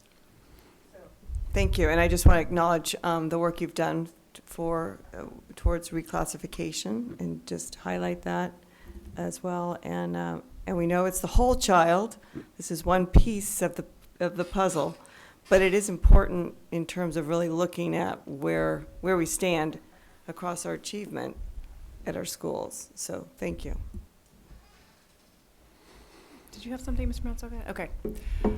Thank you, Dr. Ramirez. I'm going to take the time to just acknowledge you spoke really from the heart about, concerns about some schools that aren't performing. And just to reiterate, the role of parents, as I hear from them, so many parents want to know kind of the secret sauce of Franklin, right? And I can encourage you to just think of ways to do that. I'm not going to tell you how to do that, but I get asked that quite a bit. How can we learn? And parents really get involved. They help raise money, not just at Roosevelt, but all the schools to help supplement and fill in these challenges and turn these yellows into greens, et cetera. So if you can just, I'd be thrilled to hear any kind of ideas, not necessarily right now, but as you have some time to reflect this summer of exporting what we have so beautifully at Franklin to some of our other schools.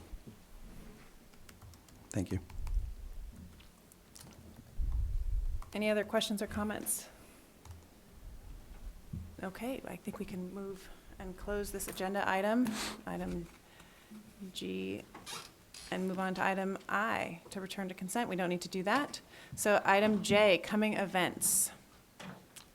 Any coming events we need to announce here? Yeah, I just say summer break. And summer meal program, as I already put a plug in for, is ongoing. So item K, future agenda items. I know we have some that are in the docket. Special ed, I've talked to the superintendent about, which I think is a priority for the board. Dr. Wagenknecht and Mr. Shetler and I are going to do some pre-planning on that report in June. And so when we come back in summer, it's going to be more than a report. We actually want to share some of our thoughts and vision around special ed, because those red boxes up there, it's everybody's challenge. It's not just our special ed staff. And so that's what we want to create a roadmap for you. Thank you. I just want to refresh my memory on the sustainability position. I believe that's coming back next meeting. I'm going to do my best to bring back a job description. Excellent. And matched with that is a roadmap of future financial investments in the next couple years, just so that you see the context of this decision. Sounds great. Any other questions on this item? Okay, our next meeting is Tuesday, June 25th. And with that, I will adjourn my first meeting here. Thank you. Do a better one. There you go.